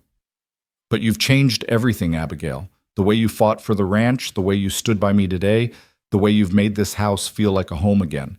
I'm not dead inside. I'm terrifyingly alive, and it's because of you." Abigail's heart was pounding so hard she was sure he could hear it. "What are you saying, Jonas?" He crossed to her in 3 strides, his hands coming up to frame her face with infinite gentleness. "I'm saying that somewhere between your practical acceptance and that slap you gave Blackwell today, I've fallen completely in love with you." The words hung in the air like a miracle. Abigail reached up to cover his hands with hers, feeling the calluses, the strength, the slight tremor that betrayed his nervousness. "You impossible man," she whispered. "I've been in love with you since you noticed I visit the cemetery." His laugh was rough, almost disbelieving. "That's what did it, my creepy observation skills?" "You saw me," she said simply, "the real me, and you chose me anyway." "Not anyway," Jonas corrected. "Because of who you are. Because you're strong and smart and brave and absolutely magnificent when you're angry." Jonas, she said, and maybe it was his name or the way she said it, but suddenly his mouth was on hers, and this kiss was nothing like the careful touch at their wedding. This was fire and need and 3 months of careful distance exploding into desperate connection. Her hands tangled in his hair, his arms pulled her against him, and she could taste the coffee he'd drunk at the courthouse, feel the desperation in the way he held her like she might disappear. When they finally broke apart, both were breathing hard. "Stay," she whispered against his lips. "Please stay." He pulled back slightly to look at her, his gray eyes dark with desire but also concern. "Are you sure we agreed?" "We agreed to wait until we both decided otherwise." Abigail interrupted. "I'm deciding. Are you?" Instead of answering with words, he kissed her again, and this time there was no hesitation, no careful distance. This time there was only truth and need, and the promise of a future neither had dared hope for. Outside, the sun was setting over the prairie, painting the sky in shades of gold and crimson. The new barn's framework stood silhouetted against the horizon, a symbol of rebuilding, of resilience, of refusing to let destruction have the final word. Much later, as they lay entwined in her bed, Jonas traced lazy patterns on Abigail's bare shoulder. "I have a confession," he said quietly. "Another one," she teased, feeling bold in this new intimacy. "That first day when I came to the schoolhouse, I'd been watching you for longer than 3 months. More like a year." Abigail propped herself up on an elbow to look at him. "A year. Since the Christmas pageant, where you made Tommy Morrison be an angel despite his protests, and he ended up loving it. You had this way of seeing what people needed, not just what they wanted. I knew then that you were special. It just took me 9 more months to work up the courage to do something about it." "You afraid?" Abigail laughed. "You faced down gunmen and fires and Marcus Blackwell, but you were afraid of me." "Terrified," Jonas admitted. "You had this complete life, this sense of purpose. What if you'd said no? What if you'd laughed at my proposition? What if I had? Then I'd have kept watching from a distance, probably for the rest of my life, wondering what could have been." Abigail kissed him softly. "No more watching from a distance. No more distance at all," Jonas promised, pulling her close. "We're in this together now, completely." They fell asleep as the moon rose over the prairie, the house settling around them with comfortable sounds. Somewhere in the kitchen, Mrs. Chen smiled to herself as she prepared tomorrow's breakfast for 2 instead of separately having noticed that Mr. Jonas's boots were not in their usual place by his door. The war with Blackwell wasn't over. He'd make bail, he'd recover, he'd likely try again. But tonight in this house that had seen so much sorrow, love had taken root again. Not the fragile, desperate love that Jonas had shared with Sarah, but something stronger built on truth and tested by fire. The schoolteacher and the rancher, the practical woman and the wounded man had found in each other not what they'd expected, but what they'd needed. And that perhaps was the greatest victory of all. In the morning, there would be work, always work on a ranch. But tonight they had each other, and that was enough. More than enough. It was everything. The morning light filtered through the curtains, painting golden stripes across the bed, where Abigail woke to find Jonas already watching her, his gray eyes soft with an emotion she was still learning to recognize as love. His hand traced the curve of her shoulder, and she shivered despite the warmth of the quilts. "You're awake," she murmured, pressing closer to his solid warmth. "I've been awake for an hour," he admitted, his voice rough with mourning. "Watching you sleep. Trying to convince myself this is real." "It's real," Abigail assured him, capturing his hand and pressing it to her lips. "We're real." A knock at the door interrupted them, Mrs. Chen's deliberate warning knock that gave them time to arrange themselves properly. "Mr. Jonas, Mrs. Abigail," she called through the door. "Mr. Pete says urgent business. Men coming from town." Jonas was out of bed, immediately reaching for his clothes with practiced efficiency. Abigail watched him transform from tender lover to hardened rancher in moments, and felt a flutter of something pride perhaps, or possession. This complicated man was hers now, truly hers. They descended together.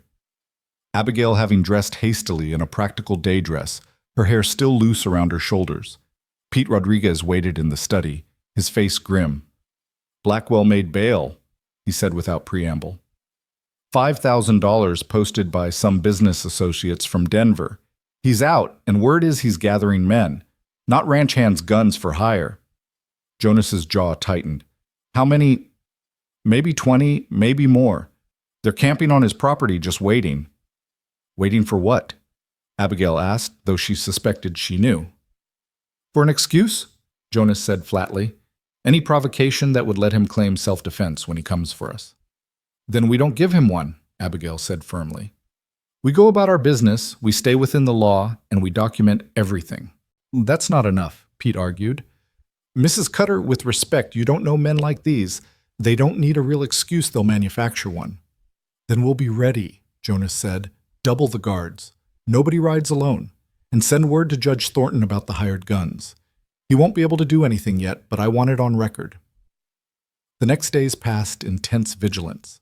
Abigail continued her household duties, but she noticed Jonas never let her out of sight for long. When she went to the garden, he found reasons to work nearby. When she visited the new barn construction, he appeared to check the progress. It should have felt suffocating, but instead she found his protectiveness oddly comforting. It was Thursday afternoon when everything changed.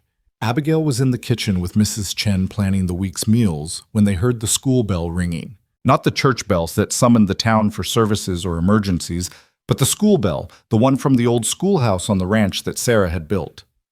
Nobody uses that building, Mrs. Chen said, alarmed. Abigail was already moving, grabbing the rifle Jonas had taught her to use from its place by the door. The schoolhouse was visible from the kitchen window, and she could see smoke beginning to curl from its windows. Fire! She shouted, even as she realized this was different from the barn fire. This smoke was white chemical wrong. Jonas appeared from the barn already running. Pete and several hands followed, but as they approached the schoolhouse, armed men emerged from concealment. Blackwell's hired guns forming a semicircle that cut the ranch buildings off from the burning schoolhouse. That's far enough, Cutter, one of them called out. Mr. Blackwell wants to talk. And there he was, Marcus Blackwell, emerging from behind the schoolhouse with Regina beside him. She looked terrible, hollow-eyed and trembling, whether from fear or anger, Abigail couldn't tell. You destroyed my reputation, Blackwell called out, his voice carrying across the yard. You turned this town against me. You took everything. You did that yourself, Jonas replied evenly, with lies and false testimony. Lies? Blackwell laughed bitterly. The only lie was thinking I could beat you fairly. You've always had everything, the biggest ranch, the respect of the town. Even Sarah chose you over me. Abigail felt Jonas stiffen beside her. What are you talking about? You didn't know. Regina's laugh was harsh. Sarah and Marcus were childhood sweethearts. She was supposed to marry him until you came along with your fortune and your promises of adventure. Sarah never mentioned, Jonas began. Because she was kind, Blackwell snarled. Too kind to tell you she settled for you when her parents forbade her to marry a man with no prospects. But I've spent 5 years watching you live the life that should have been mine. So this is what it's really about, Abigail said, stepping forward despite Jonas's attempt to hold her back. Not land or money, but jealousy. Blackwell's eyes fixed on her with naked hatred. You think you're so clever, school teacher, but you're just another convenience for Jonas, just like Sarah was. When he's done with you. The gunshot cut him off. Not from Blackwell's men, but from behind them. Sheriff Watson and a dozen deputies emerged from the rise, having approached while everyone's attention was on the confrontation. Nobody move, the sheriff commanded. Blackwell, you're under arrest. Again. This time for arson conspiracy and hiring armed thugs to threaten law-abiding citizens. The hired guns looked at each other uncertainly. They'd been paid to intimidate, not to fight real law enforcement. One by one, they lowered their weapons. But Blackwell wasn't finished. With a movement so fast Abigail barely saw it, he drew a hidden derringer and aimed it at Jonas. Time seemed to slow as she saw his finger tighten on the trigger, saw Jonas beginning to react, but too late, too slow. Without thinking, Abigail grabbed the school bell that someone had removed from the burning building and left on the ground nearby. She hurled it with all the strength years of writing on blackboards had given her arms.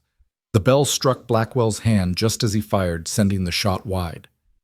Jonas's return fire was instant and true, catching Blackwell in the shoulder and spinning him to the ground. Regina screamed, dropping beside her husband as blood spread across his expensive shirt. "You've killed him." "He's alive," Doc Morrison said, appearing from among the deputies. "Though he might wish otherwise when he's facing attempted murder charges on top of everything else." As the sheriff's men rounded up Blackwell's hired guns, and the doctor tended to Blackwell's wound, Jonas pulled Abigail against him, his hands running over her as if checking for injury. "You threw a bell at him," he said, his voice a mixture of awe and exasperation. "You threw a bell at an armed man." "It was handy," Abigail replied, trying to sound calmer than she felt. Her hands were shaking now, the reality of what had almost happened sinking in. "And I'm quite good at throwing things. Ask any of my former students who tried passing notes." Jonas laughed a rough sound that might have been half sob and kissed her hard right there in front of everyone. When they parted, Sheriff Watson cleared his throat. "I'll need statements from everyone," he said, though his eyes twinkled with approval. "But I think it's pretty clear what happened here. Blackwell's looking at significant prison time. Regina too, most likely." As they watched Blackwell being loaded into a prison wagon, his shoulder bandaged, his face twisted with rage and pain, Jonas said quietly, "It's over." "Is it?" Abigail asked. "What about his business associates, his connections in Denver?" "Without Blackwell directing them, they'll fold," Pete said confidently. "He was the money and the motivation. Plus, after this, no legitimate businessman will touch anything connected to him." The cleanup took the rest of the day. The schoolhouse was a total loss, but it had been empty unused since Sarah's death. As they stood watching the ruins smolder, Jonas said, "We should rebuild it. Make it functional this time." "A real school?" Abigail asked, surprised. "The ranch hands have children. The town school is far for the youngest ones. Would you want to teach again? Part-time, of course, and only if you wanted." Abigail looked at him. This man who kept surprising her with his thoughtfulness. "I'd like that, but not yet. For now I have a ranch to help run and a husband to keep out of trouble." That evening, as the sun set over the prairie, the ranch hands gathered for supper in the main house instead of the bunkhouse. Jonas's invitation, a celebration of their survival and victory.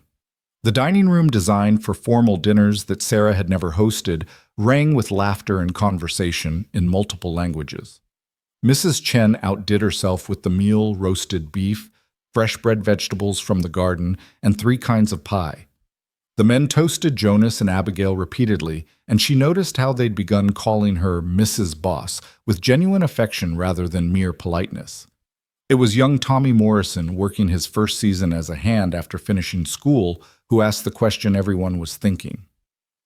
"Mr. Cutter, what's going to happen to the Blackwell Ranch?" Jonas looked thoughtful. "It'll be sold to pay his legal debts, most likely. The land will probably be broken up into smaller parcels." "You should buy it," Pete suggested. "Consolidate the range."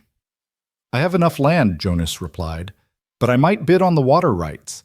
Make sure they go to someone who will use them responsibly." After the men had returned to the bunkhouse and Mrs. Chen had retired, Abigail and Jonas sat alone in the parlor, the first real moment of peace they'd had since morning. Jonas had removed his boots and jacket, and Abigail had unpinned her hair, letting it fall loose around her shoulders. They sat close on the sofa, her head on his shoulder, his arm around her waist. "Tell me about Sarah and Blackwell," Abigail said quietly. "The truth of it." Jonas was silent for so long she thought he wouldn't answer. Then he sighed, his breath stirring her hair.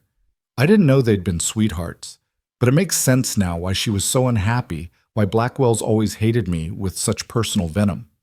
"Do you think she loved him?" "Maybe once, but she chose me, Abigail. Whatever her reasons, she chose me, and she tried to make it work. We both did. But it wasn't enough." "No," Jonas agreed, "because we were both trying to be people we weren't. She was trying to be a ranch wife when she wanted to be a society hostess. I was trying to be a romantic hero when I'm just a practical rancher." Abigail lifted her head to look at him. "You're more than that." "Maybe. With you, I'm more. Or maybe you just see me more clearly than anyone else ever has." They sat in comfortable silence, watching the fire die down to embers. Then Jonas shifted, reaching into his pocket. "I have something for you," he said, producing a small velvet box. "It arrived from Denver yesterday, but with everything that happened." Inside was a ring not elaborate but beautiful in its simplicity, a sapphire surrounded by small diamonds set in gold that gleamed warm in the firelight. "Your mother's ring is precious," Jonas said softly, "but it was chosen for duty. This one is chosen for love. If you'll wear it." Abigail's eyes filled with tears as he slipped it onto her right hand, the left still bearing his mother's ring, the symbol of their practical beginning. "It's beautiful." "The sapphire reminded me of your eyes when you're angry," Jonas said with a slight smile. "Like when you slapped Blackwell in the courthouse. Or when I threw the bell at him. That too." His expression grew serious. "You saved my life today." "You saved mine the day you walked into my schoolhouse," Abigail replied. "You saved me from a life half-lived, from dying slowly of loneliness and purposelessness." Jonas cupped her face in his hands, his thumbs brushing away the tears that had escaped. "We saved each other then." "A mutual rescue." Abigail agreed and kissed him. Later that night, as they lay in Jonas's bed, their bed now, the master bedroom that Abigail had finally claimed as her own, she traced patterns on his chest, feeling the steady beat of his heart under her palm. "I've been thinking," she said. "Dangerous," Jonas murmured sleepily. She pinched him lightly. "I'm serious. With Blackwell gone, with the ranch secure, maybe it's time to think about the future, beyond just survival." Jonas's hand stilled where it had been stroking her hair. What kind of future? The kind with children learning in that rebuilt schoolhouse. The kind where we host harvest dances and Christmas gatherings. The kind where this house is full of life again. "Children," Jonas repeated, and she could hear both hope and fear in his voice. "Only if you want them," Abigail said quickly. "I know losing Sarah." "Sarah's gone," Jonas interrupted gently. "And I'll always carry that grief. But you're here and you're strong, and if we're blessed with children, they'll have you for a mother. That changes everything." "So, you want them children. With you." Jonas pulled her closer. "Yes, I want everything with you." The next morning brought unexpected visitors. Elizabeth Bennet arrived with a lawyer from Denver, looking determined and oddly satisfied. "I have news," she announced without preamble.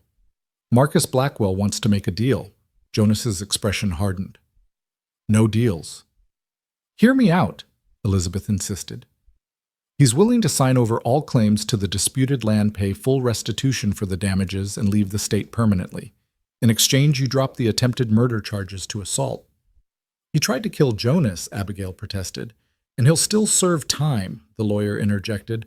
5 to 10 years for assault with a deadly weapon, conspiracy, and arson. But with the attempted murder charge, he's looking at life. His associates are willing to pay handsomely to avoid that." "Why do you care?" Jonas asked Elizabeth suspiciously. Elizabeth's smile was sharp. "Because Regina Blackwell is my cousin. Didn't you know, my mother's sister's daughter? She's an idiot who married a villain, but she's still family. With Marcus gone for a few years instead of forever, she might have a chance to rebuild her life." "And you think she deserves that chance?" Abigail asked. "I think everyone deserves a second chance," Elizabeth replied, looking directly at Jonas. "Sarah got hers when she married you. You got yours when you married Abigail. Maybe Regina deserves one too." Jonas and Abigail exchanged looks, communicating silently in the way they'd developed over the months of their marriage. Finally, Jonas nodded. 5 conditions, he said. First, Blackwell signs over all water rights, not just land claims. Second, he pays double damages enough to rebuild both burned buildings and compensate my men for their trouble. Third, he leaves the state within 24 hours of his release and never returns. Fourth, Regina publicly apologizes for her false testimony about Sarah. And fifth, he paused, looking at Abigail, who nodded encouragement. Fifth, the Blackwell Ranch schoolhouse gets donated to the county for a proper school with an endowment for a teacher's salary. The lawyer started to protest, but Elizabeth held up a hand. Done. I'll make sure of it. As the documents were drawn up and signed, Abigail pulled Elizabeth aside. Why are you really doing this? Elizabeth studied her for a moment. Because Sarah would have wanted peace, not endless vengeance. And because I see how you look at Jonas, how he looks at you. You have what Sarah always wanted, a true partnership. Don't let Blackwell's poison taint that. You're a good woman, Elizabeth Bennet. I'm a practical woman, Elizabeth corrected. And I recognize another practical woman when I see one. Be happy, Abigail. Be happy enough for both you and Sarah. The trial was swift, the outcome predetermined by the signed agreements. Blackwell stood sullen and defeated as he was sentenced, Regina weeping beside him. But as they were led away, Regina stopped beside Abigail. I hated you, she said quietly. You had everything I wanted. Respect, purpose, a husband who looked at you like you hung the stars. Marcus never looked at you that way. Regina's laugh was bitter. Marcus only ever loved Marcus. And Sarah. He loved Sarah until it twisted into something poisonous. She straightened, some dignity returning. Take care of Jonas. He's a better man than I gave him credit for. I will, Abigail promised. As they watched the Blackwells being taken to serve their sentences, Jonas wrapped his arm around Abigail's waist. It's really over now. No, Abigail corrected, leaning into his strength. Now it really begins. The ride home was peaceful, the autumn air crisp with the promise of winter.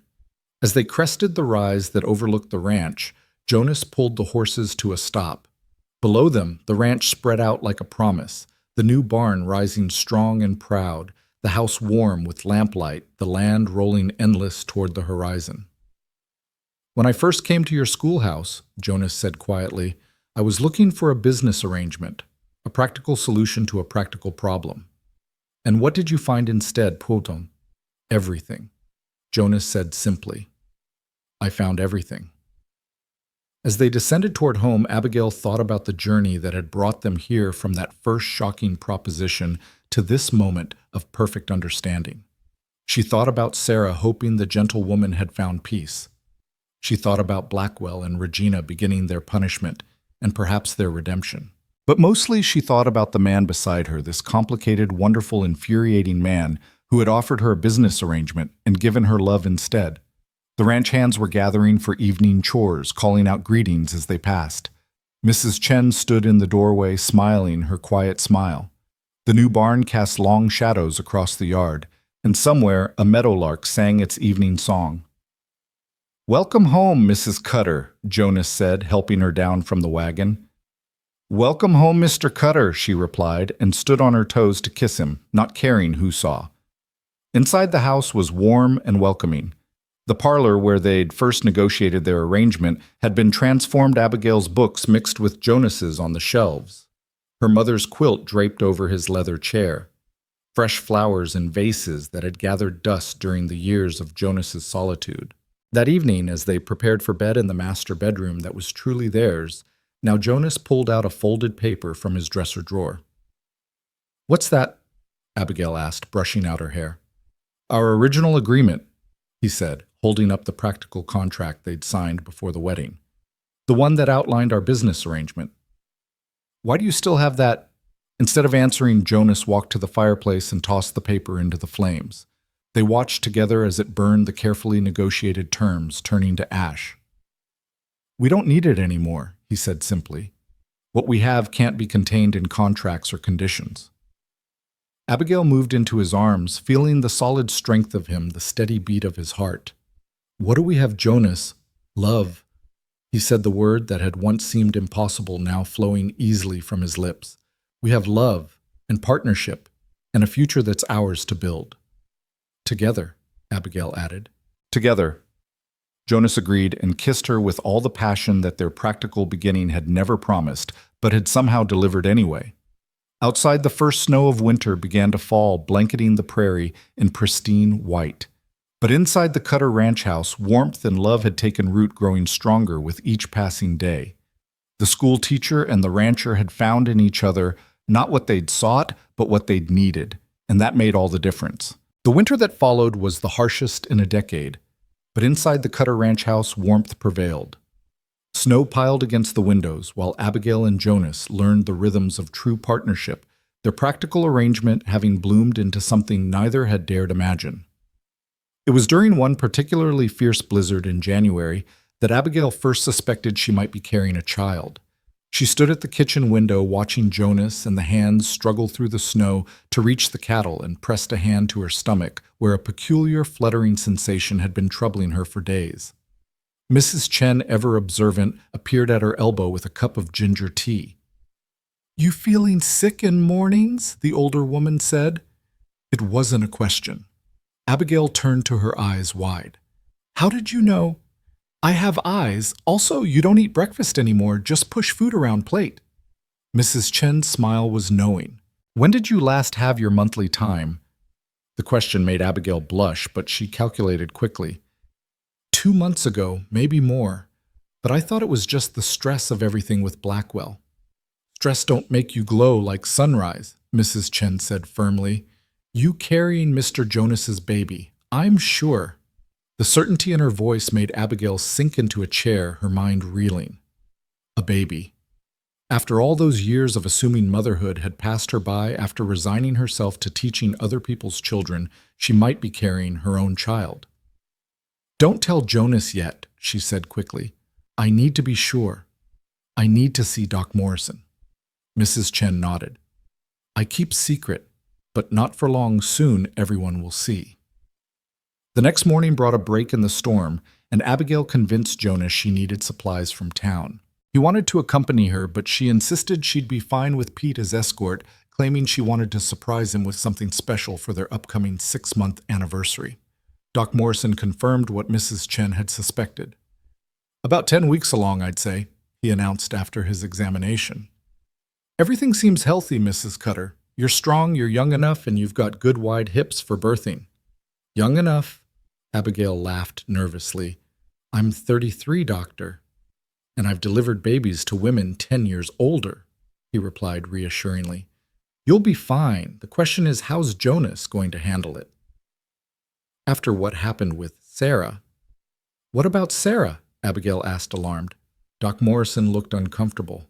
"She lost 2 babies before the fever took her, early on both times. Jonas never said much, but it broke something in both of them. Sarah became fragile as glass, and Jonas, well, he blamed himself, thought maybe the ranch life was too hard for her." Abigail absorbed this information, understanding now. Another layer of Jonas's grief, another reason he'd chosen a practical arrangement over risking his heart again. The ride home was quiet, her mind turning over how to tell him how to navigate his fears while managing her own. She found him in the study that evening, going over the ranch accounts by lamplight. He looked up when she entered, his face softening into the smile he reserved just for her. "How was town?" he asked, setting aside his pen. "Informative," she said, moving to stand behind his chair, her hands on his shoulders. "Jonas, I need to tell you something." He tensed immediately, turning to look up at her. "What's wrong?" "Nothing's wrong," she assured him quickly. "In fact, something's very right. Jonas," she took a breath, "I'm carrying our child." The silence that followed seemed to last forever. Jonas's face went through a series of expressions: shock, fear, something that might have been joy, then fear again. He stood slowly, his hands coming to rest on her shoulders. "You're certain?" Doc Morrison confirmed it today, 10 weeks along. His hand slid down to hover over her still flat stomach, not quite touching, as if afraid she might shatter. "A baby," he whispered, and she heard everything in those 2 words, hope and terror, in equal measure. "I know about Sarah," she said gently. "Doc Morrison told me about the losses." Jonas's face crumpled for a moment before he pulled her against him, holding her so tightly she could barely breathe. "I can't lose you," he said roughly into her hair. "I won't survive it, Abigail. I won't." "You won't lose me," she promised, though she knew it was a promise no one could truly make. "I'm not Sarah Jonas. I'm strong. I'm healthy. And I'm stubborn as a mule. This baby and I are going to be fine." He pulled back to look at her, his hands framing her face. "You're happy about this, terrified," she admitted. "But yes, happy. Are you?" "I'm everything," he said, laughing shakily. "Happy, terrified, amazed, grateful. God, Abigail, we're going to have a baby. The next months passed in a blur of preparation and careful watching. Jonas became almost comically protective, trying to prevent her from lifting anything heavier than a teacup, until Abigail firmly reminded him that she'd been hauling water and wood for years before meeting him. "I'm pregnant, not made of glass," she said one morning when he tried to stop her from gardening. "Fresh air and gentle exercise are good for me and the baby." "Sarah always said," he began, then stopped, looking stricken. "I'm not Sarah," Abigail said gently but firmly, "and this is not her pregnancy. This is ours, yours and mine, and this child's. We write our own story, Jonas." It was during her 5th month, when her condition could no longer be hidden by clever dressing, that Elizabeth Bennet returned for a visit. She took one look at Abigail's rounded belly and burst into tears. "Sarah always wanted children," she said, accepting the handkerchief Abigail offered. It would have broken her heart, but also made her happy to see Jonas have what she couldn't give him. "Tell me about her pregnancies," Abigail requested. "Jonas won't speak of it, and I need to understand." Elizabeth composed herself, settling into the parlor chair with her tea. The first time she was so happy, she decorated the nursery-knitted tiny clothes, chose names. When she lost the baby at 3 months, something in her dimmed. The second time, she was cautiously hopeful. When that baby was lost too, she became convinced she was cursed, that God was punishing her for marrying Jonas when she loved Marcus. She told you that in her fever dreams at the end. She rambled about many things, but Marcus's name came up often. Elizabeth studied Abigail shrewdly. "Does that bother you, that she loved another?" "No," Abigail said honestly. "It makes me sad for all of them. Sarah loving Marcus but choosing duty, Jonas loving Sarah but unable to make her happy, Marcus turning bitter and violent from rejection. So much pain from mismatched love. And you and Jonas, we matched from the start," Abigail said simply. "We just didn't know it. Spring arrived with a burst of wildflowers and new calves, and with it came a letter that changed everything. It was addressed to Jonas from a law firm in Denver, and his face went white as he read it. "What is it?" Abigail asked, alarmed. "Marcus Blackwell is dead," Jonas said numbly. "Killed in a prison fight 2 days ago." Abigail sank into a chair, one hand on her swollen belly, where the baby kicked restlessly. "Oh, Jonas. There's more. Regina was already released early for good behavior. She's left the state, gone back east to live with relatives. And," he looked up at her, "Marcus left the ranch to you." "What to me?" "His final joke, I suppose. Or maybe his twisted idea of justice. The letter says he wanted the schoolteacher to have what she'd earned with her cleverness." Jonas's jaw clenched. "We don't have to accept it." But Abigail was already thinking, her practical mind working through possibilities. "The schoolhouse endowment, is it still valid?" "I believe so. Why?" "Because we could honor that agreement. Build a proper school, hire teachers, create something good from all that pain." She met his eyes. "Sarah wanted to teach. I've always wanted to teach. Maybe this is a way to honor both dreams." Jonas crossed to her, kneeling beside her chair and taking her hands. "You constantly amaze me," he said. "Most women would want nothing to do with anything connected to Blackwell." "I'm not most women," Abigail reminded him with a slight smile.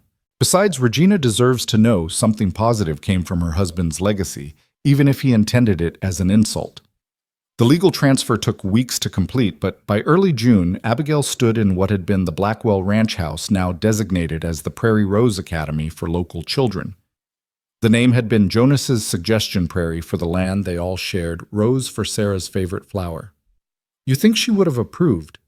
he asked, standing beside her as they watched workmen installing desks and blackboards. "I think she would have loved it," Abigail said, taking his hand and placing it on her belly, where their child tumbled and kicked. Life moving forward, children learning the future, being built on the foundational stones of the past. It was there, in that repurposed room where so much plotting and hatred had been born, that Abigail's water broke 6 weeks early. The irony wasn't lost on her as Jonas frantically loaded her into the wagon racing for town, and Doc Morrison, while she gripped the seat and tried to breathe through contractions that seemed impossibly strong. "Too early," she gasped. Jonas, it's too early. You're strong, he said, though his knuckles were white on the reins. You're the strongest person I know. You and this baby are going to be fine. The labor was long and difficult, stretching through the night and into the next day. Jonas never left her side, letting her crush his hand through each contraction, wiping her forehead with cool cloths, whispering encouragement when she wanted to give up. I can't, she sobbed at one point, exhausted beyond measure. Jonas, I can't do this. Yes, you can, he said fiercely. You threw a bell at an armed man. You faced down the entire town's gossip. You turned a business arrangement into love. You can do anything, Abigail Cutter. Doc Morrison was growing concerned as the second night approached. The baby's turned wrong, he admitted quietly to Jonas. I might have to… No, Abigail interrupted, having heard despite their whispers. Don't you dare give up on us, Doctor. This baby and I have come too far to quit now. Whether it was determination or divine intervention, the baby finally turned just as the sun began to rise.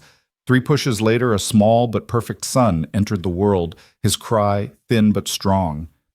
He's small, Doc Morrison said, placing the baby on Abigail's chest. But his lungs are certainly working. Jonas was crying openly, touching his son's tiny head with one trembling finger. He's perfect. Abigail, he's perfect. What should we call him? She asked, exhausted but euphoric. Jonas looked at her, then at their son, then out the window where the dawn was painting the prairie gold. Samuel, he said softly. Samuel means God has heard, because every prayer I never knew I was praying has been answered. Samuel Jonas Cutter, Abigail agreed, then added with a tired smile, though if he inherits your stubbornness and my tendency to throw things, we're in for trouble. The recovery was slow but steady. The baby, despite his early arrival, thrived under the careful attention of his parents and the devoted care of Mrs. Chen, who declared him the most beautiful baby she'd ever seen and dared anyone to disagree. It was during those quiet weeks of recovery that the ranch truly became home in a way it hadn't before. Jonas moved his office to the bedroom so he could work while Abigail and Samuel rested. The ranch hands took turns bringing wildflower bouquets and carved toys for the baby. Even Pete Rodriguez, tough as leather and twice as weathered, was caught singing Spanish lullabies to Samuel when he thought no one was watching. The Prairie Rose Academy opened that September with 23 students and 2 teachers, a young woman from Denver, and a retired professor from Chicago who'd come west for his health. Abigail, with Samuel in a sling across her chest, gave the opening address. Education is the gift that poverty cannot steal and misfortune cannot break, she said, looking out at the assembled crowd, ranch families, townspeople, even some who'd traveled from neighboring counties. This school stands as proof that from conflict can come cooperation, from loss can come learning, and from the ashes of old dreams can rise new hope. Regina Blackwell sent a letter that arrived the day after the opening. It was brief but poignant. I heard what you've done with the ranch. Marcus would have hated it, which means it's probably exactly right. Thank you for finding something good in all that waste. May your children grow up without the poison of their parents' mistakes. As autumn painted the prairie in shades of gold and rust, the Cutter Ranch thrived. The cattle were fat and healthy, the new barn stood strong against the first winter storms, and the house rang with the sound of Samuel's laughter as he learned to crawl, leaving chaos in his wake. One evening, as the first snow of winter began to fall, Jonas found Abigail in the nursery, the room that had waited so long to fulfill its purpose. She was in the rocking chair Sarah had chosen, but never used Samuel sleeping in her arms, humming a lullaby her own mother had sung. You're beautiful, he said from the doorway. I'm exhausted, she corrected with a laugh. Samuel's teething, and I haven't slept properly in days. Jonas crossed to them, lifting Samuel gently from her arms and settling him in his crib. Then he pulled Abigail to her feet and into his embrace. Do you remember, he said quietly, when I came to your schoolhouse with that absurd proposition, when you declared I needed strong sons to guard my winters? She teased. Well, you have one strong son so far, Jonas pointed out, though he seems more interested in eating his toes than guarding anything. Give him time, Abigail said, leaning into his warmth. Besides, I rather like having my winters guarded by you. just your winters. All my seasons, she amended, lifting her face for his kiss. As they stood there in the nursery, snow falling softly outside, their son sleeping peacefully in his crib, Abigail thought about the journey that had brought them here. From that first shocking proposition to this moment of perfect contentment, every step had been unexpected, sometimes difficult, occasionally dangerous, but ultimately right. I love you, Tag, Jonas said against her hair. I love you more than I thought possible to love anyone. You've given me a second chance at life, at happiness, at family. We gave each other that chance, Abigail corrected. That's what partnerships do. A cry from the crib interrupted them. Samuel, awake and demanding attention with all the imperious certainty of a 6-month-old tyrant. As Abigail lifted him, soothing his fussing with practiced ease, Jonas wrapped his arms around them both. My family, he said wonderingly, as if still amazed by the reality of it. The next spring brought news that felt like the closing of a circle. Elizabeth Bennet wrote to say she was getting married to a widower with 3 children who needed a mother. You showed me that practical arrangements can become profound love, she wrote. I'm following your example and saying yes to possibility. They attended the wedding in Denver, Samuel charming everyone with his newly acquired ability to walk stumbling from guest to guest, with determination that reminded everyone of his mother. During the reception, Elizabeth pulled Abigail aside. I have something for you, she said, producing a leather journal. Sarah's last diary, the one I didn't show at the trial. I thought you should have it. Abigail opened it carefully, seeing Sarah's delicate handwriting. The entries were from her final months, and one in particular stood out. I dreamed last night that Jonas remarried. His new wife was plain but strong, practical but kind.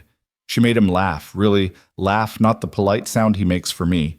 She gave him children who climbed on his shoulders and called him Papa with love, not duty. I woke crying not from jealousy but from relief. If I cannot give him happiness, I pray God sends someone who can. He deserves to be loved for who he is, not who I wish he were. Abigail closed the diary, tears streaming down her face. She saw me, she whispered. Somehow she saw me coming. That night in their hotel room with Samuel finally asleep in his crib, Abigail showed Jonas the diary entry. He read it in silence, then pulled her against him, both of them crying for the woman who had loved enough to wish for her husband's future happiness, even as she faced her own ending. She was better than any of us knew, Jonas said finally. They all were. Abigail replied, thinking of Marcus's final bitter gift that had become a school of Regina's grace in defeat of Elizabeth's determination to see love prevail over loss. Summer arrived with abundance, the ranch prospering, the school thriving. Samuel taking his first real steps in the garden while chasing a patient barn cat. It was then that Abigail realized she was pregnant again this time, greeting the news with joy untinged by fear. Another baby, Jonas said when she told him, his face bright with uncomplicated happiness. Samuel will have a sibling. Maybe that sister you mentioned, Abigail teased. Someone to help guard those winters. This pregnancy was easier perhaps because she knew what to expect, or perhaps because the shadow of the past no longer loomed so large. The birth when it came in early spring was swift and uncomplicated. A daughter this time, with Jonas's gray eyes and Abigail's determined chin. What should we call her? Jonas asked, cradling the tiny bundle while Samuel peered curiously at his new sister. Grace, Abigail said firmly.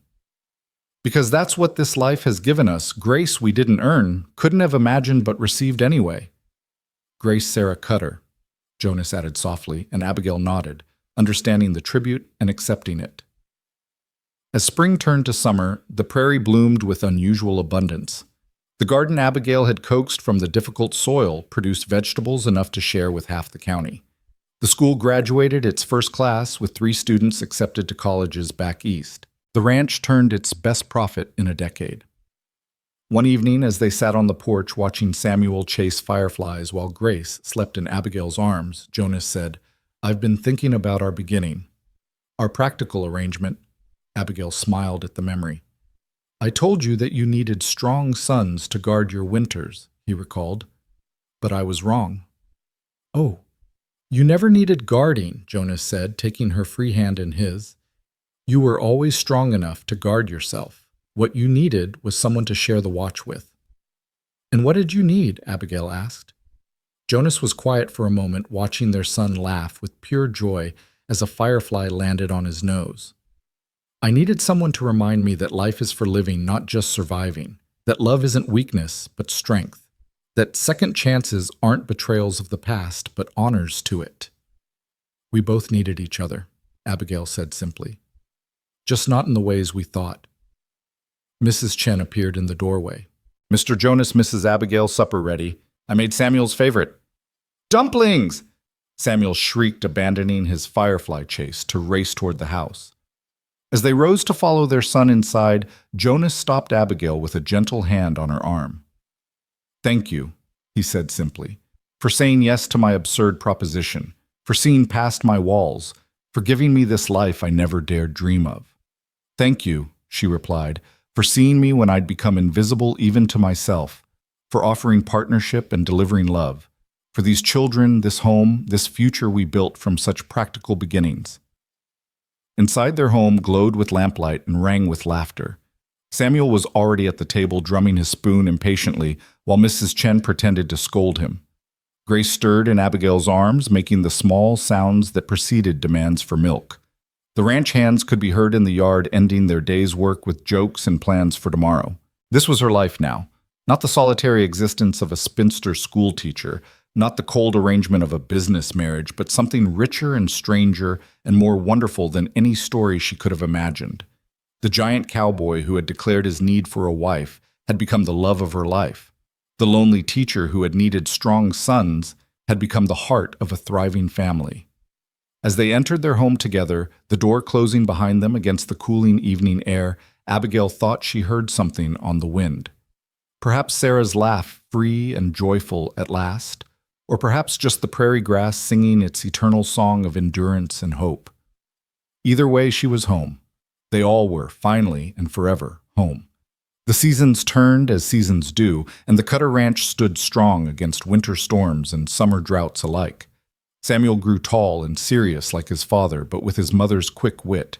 Grace became a force of nature, charming and determined in equal measure. 2 more children followed twin boys who arrived during a blizzard and seemed determined to maintain that level of drama throughout their childhoods. The Prairie Rose Academy became a model for rural education, drawing visitors from as far as San Francisco to see how a frontier school could match any Eastern institution. Abigail returned to teaching when the youngest twins turned 3, not from need, but from love of the work. Jonas's hair went completely silver, though he claimed Abigail and the children were entirely responsible. Abigail's own hair showed streaks of gray that she wore proudly badges of honor from a life fully lived. On their 10th wedding anniversary, Jonas surprised her by having the old schoolhouse in town rebuilt and dedicated as the Abigail Cutter Library, stating that a woman who had used books to save a ranch deserved to have her name on a building full of them. "You impossible romantic," she accused him, tears streaming down her face as the town gathered for the dedication. "I learned from the best," he replied, kissing her soundly in front of the entire population of Red Fern Ridge. They grew old together, not gently, but fiercely fighting for their land, their children, their community with the same partnership that had begun with such practical considerations. When Jonas's heart began to fail at 70, Abigail nursed him with the same determination she'd brought to everything else in their shared life. "No dying," she commanded him one particularly bad night. "We have grandchildren to meet, weddings to attend, more anniversaries to celebrate." "Bossy woman." He wheezed, but he rallied, giving them 5 more years. When he finally went, it was peacefully in their bed with Abigail holding his hand and their children surrounding them. His last words were, "Thank you for saying yes." Abigail lived another 7 years, long enough to see Samuel become a judge, Grace a doctor, the twins successful ranchers in their own right. She continued teaching until the very end, her final lesson delivered from her bed to her gathered grandchildren just days before she joined Jonas. "Love isn't always what you expect," she told them, her voice still strong despite her frailty. "Sometimes it comes dressed as duty. Sometimes it arrives as a business proposition. Sometimes it grows so slowly you don't notice until it's become the air you breathe. But always, always, it's worth the risk." They buried her beside Jonas in the cemetery she used to visit when she was lonely, reading the headstones of strangers. Now she lay among family, her stone reading simply. Abigail Cutter, beloved wife, mother teacher. She said yes.